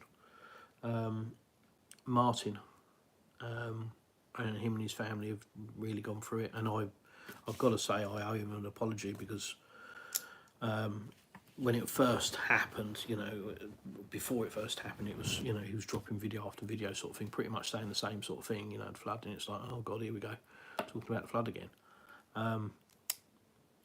And then it just didn't stop, it just went up and up and up, and I do personally feel really guilty for that.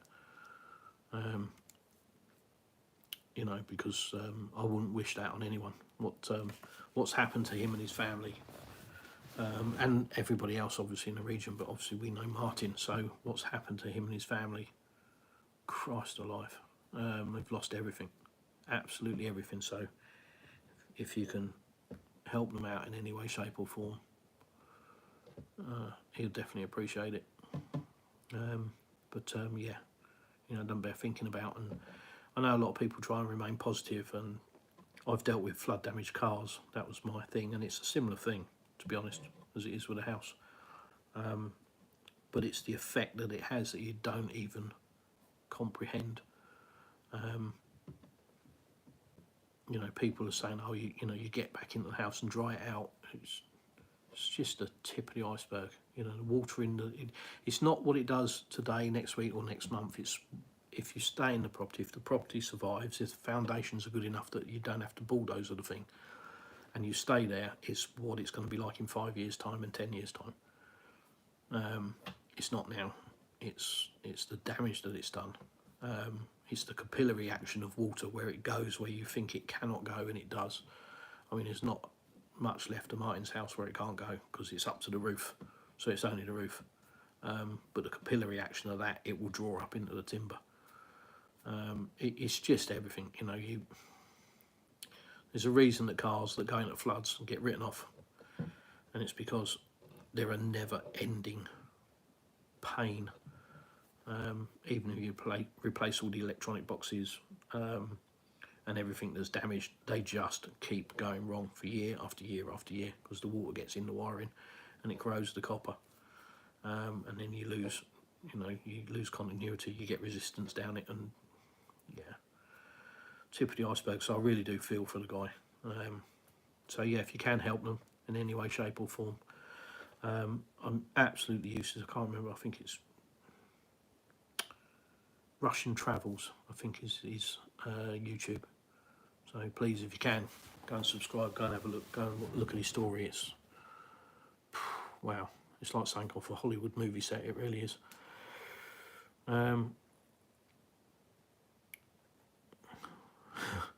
You are a British cubanoid now. Ask your wife what cubanoid means.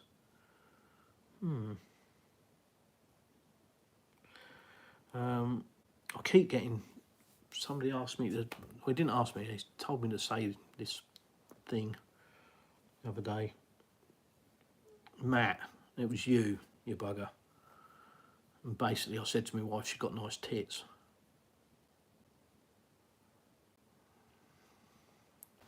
She laughed. How often will you be on Telegram versus YouTube? Will you stream on Rumble at the same time as you? God almighty. Less censorship, more open questions may be able to be asked. See the time management becoming critical. Blimey.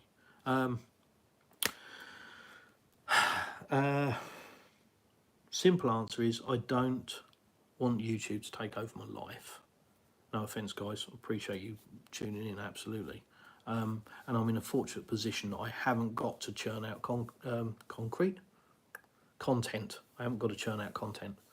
I don't need to generate clicks and try and earn revenue from it. It's not a, it's not a source of income for me. And I do feel for the guys that it is, to be honest. If that's their chosen path and they've got to treat it like that, that's got to be difficult. I'm in a fortunate position that I don't have to do that. So if nobody watches me, it doesn't affect me other than I just have wasted however many hours of waffling. So yeah, I mean, let's see how the YouTube journey goes, and I've got a Telegram channel. You're more than welcome to join it and interact with each other and me as well if you want to. Feel free. And let's see what happens. You need more cats. Yeah, I dig a nice deep post hole, 1/2 metre. I went, and then concreted it. I think. Did a dry mix. Seems to be alright. Gave it a wobble the next day. Seemed pretty good. Were you a Boy Scout as a kid? Yeah, because I'm of that era that's what we did. The Cubs or the Scouts.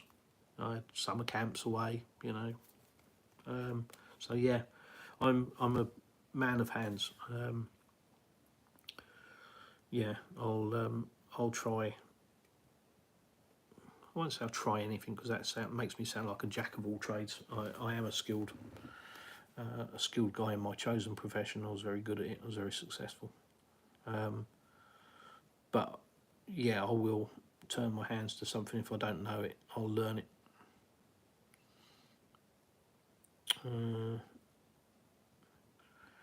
Notes for Martin, it's a coping mechanism to film and post videos, yeah, for sure.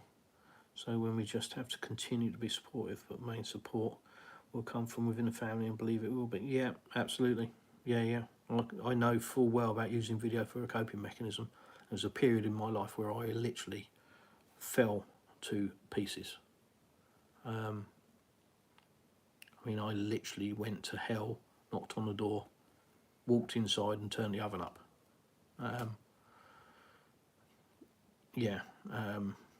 And I'd literally gone, my brain had,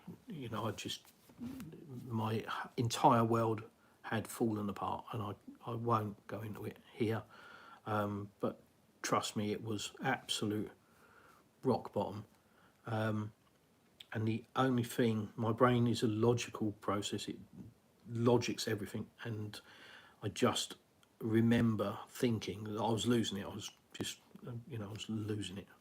And I thought, I've got to video myself because it's the only thing that I can do to keep a grip on reality.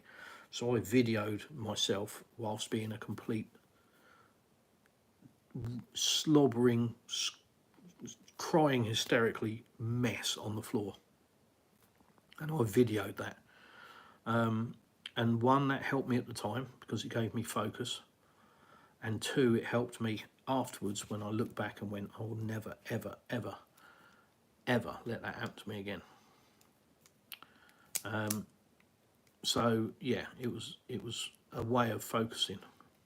So this is possibly Martin's way of focusing, because sometimes your brain's your worst enemy, and if you've got too much time to think, it can be that you've got too much time to think.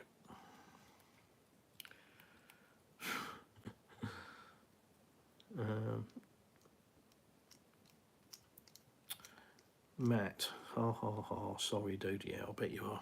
Git. Hope that spider comes and visits you tonight. Karma, you see, that'll be 8-legged karma coming for you. Right, I'm gonna look to wind this up, guys. I can't believe there are people still watching me. You need to go to bed. But I've been on here for what, 2.5 hours, for Christ's sake. Yeah, waffling. If you found it interesting, wonderful. If you want to ask something for a future video, or you know, you've got a specific question, as I keep saying, just drop it in the comments in the Telegram, and ask away, or you can email me. So that's all on my channel. So yeah, please feel free. Almost 4 hours, really? Is it really? What's the time?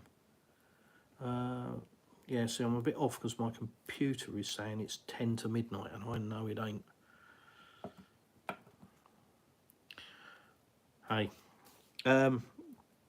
yeah, thank you. But yeah, I'll look to wrap it up now, guys. So if there's anything you want to know, please ask, and I'll see if I can accommodate. I'm hoping to do another live soon with Russell and or Sam. See if we can bounce off of each other. And I think that'd be cool. I enjoy it. I enjoy interacting with people. I find it easier to bounce off of people. So yeah, thanks for tuning in. Thanks for watching. Thanks for subscribing. I still can't believe that people are interested in what I've got to say, but I'll try and make content that keeps you interested. Like I say, I've got a huge list. Healthcare video will be coming up tomorrow. My thoughts on Russian healthcare, and then it's going to be a Champagne region at some point, talking about Champagne, and I want to do a video of our village, and a walk around of the area to give you an insight into rural Russia, you know, backstreet Russia, warts and all, and also an appa down on the beach. So there's a few things coming up over the next week or so. So yeah, stay tuned, come in, say hello, and thanks very much. Let me just have a quick look if there's anything I need to answer. I think it's 10 to 1 where you are. Yeah, it could well be. It's only 8 AM in Oz. Yeah, but you're all upside down. You know, all that blood's going to your head. I don't know how you cope with that. And your feet, where'd you get the grip? Go in peace, go enjoy, go in love. Thank you, Joseph. All the best. Love the live stream. Thank you, Tristan. Thank you very much. Cheers, guys. Thank you. And I'll attempt to turn this off. I have no idea how, so bear with.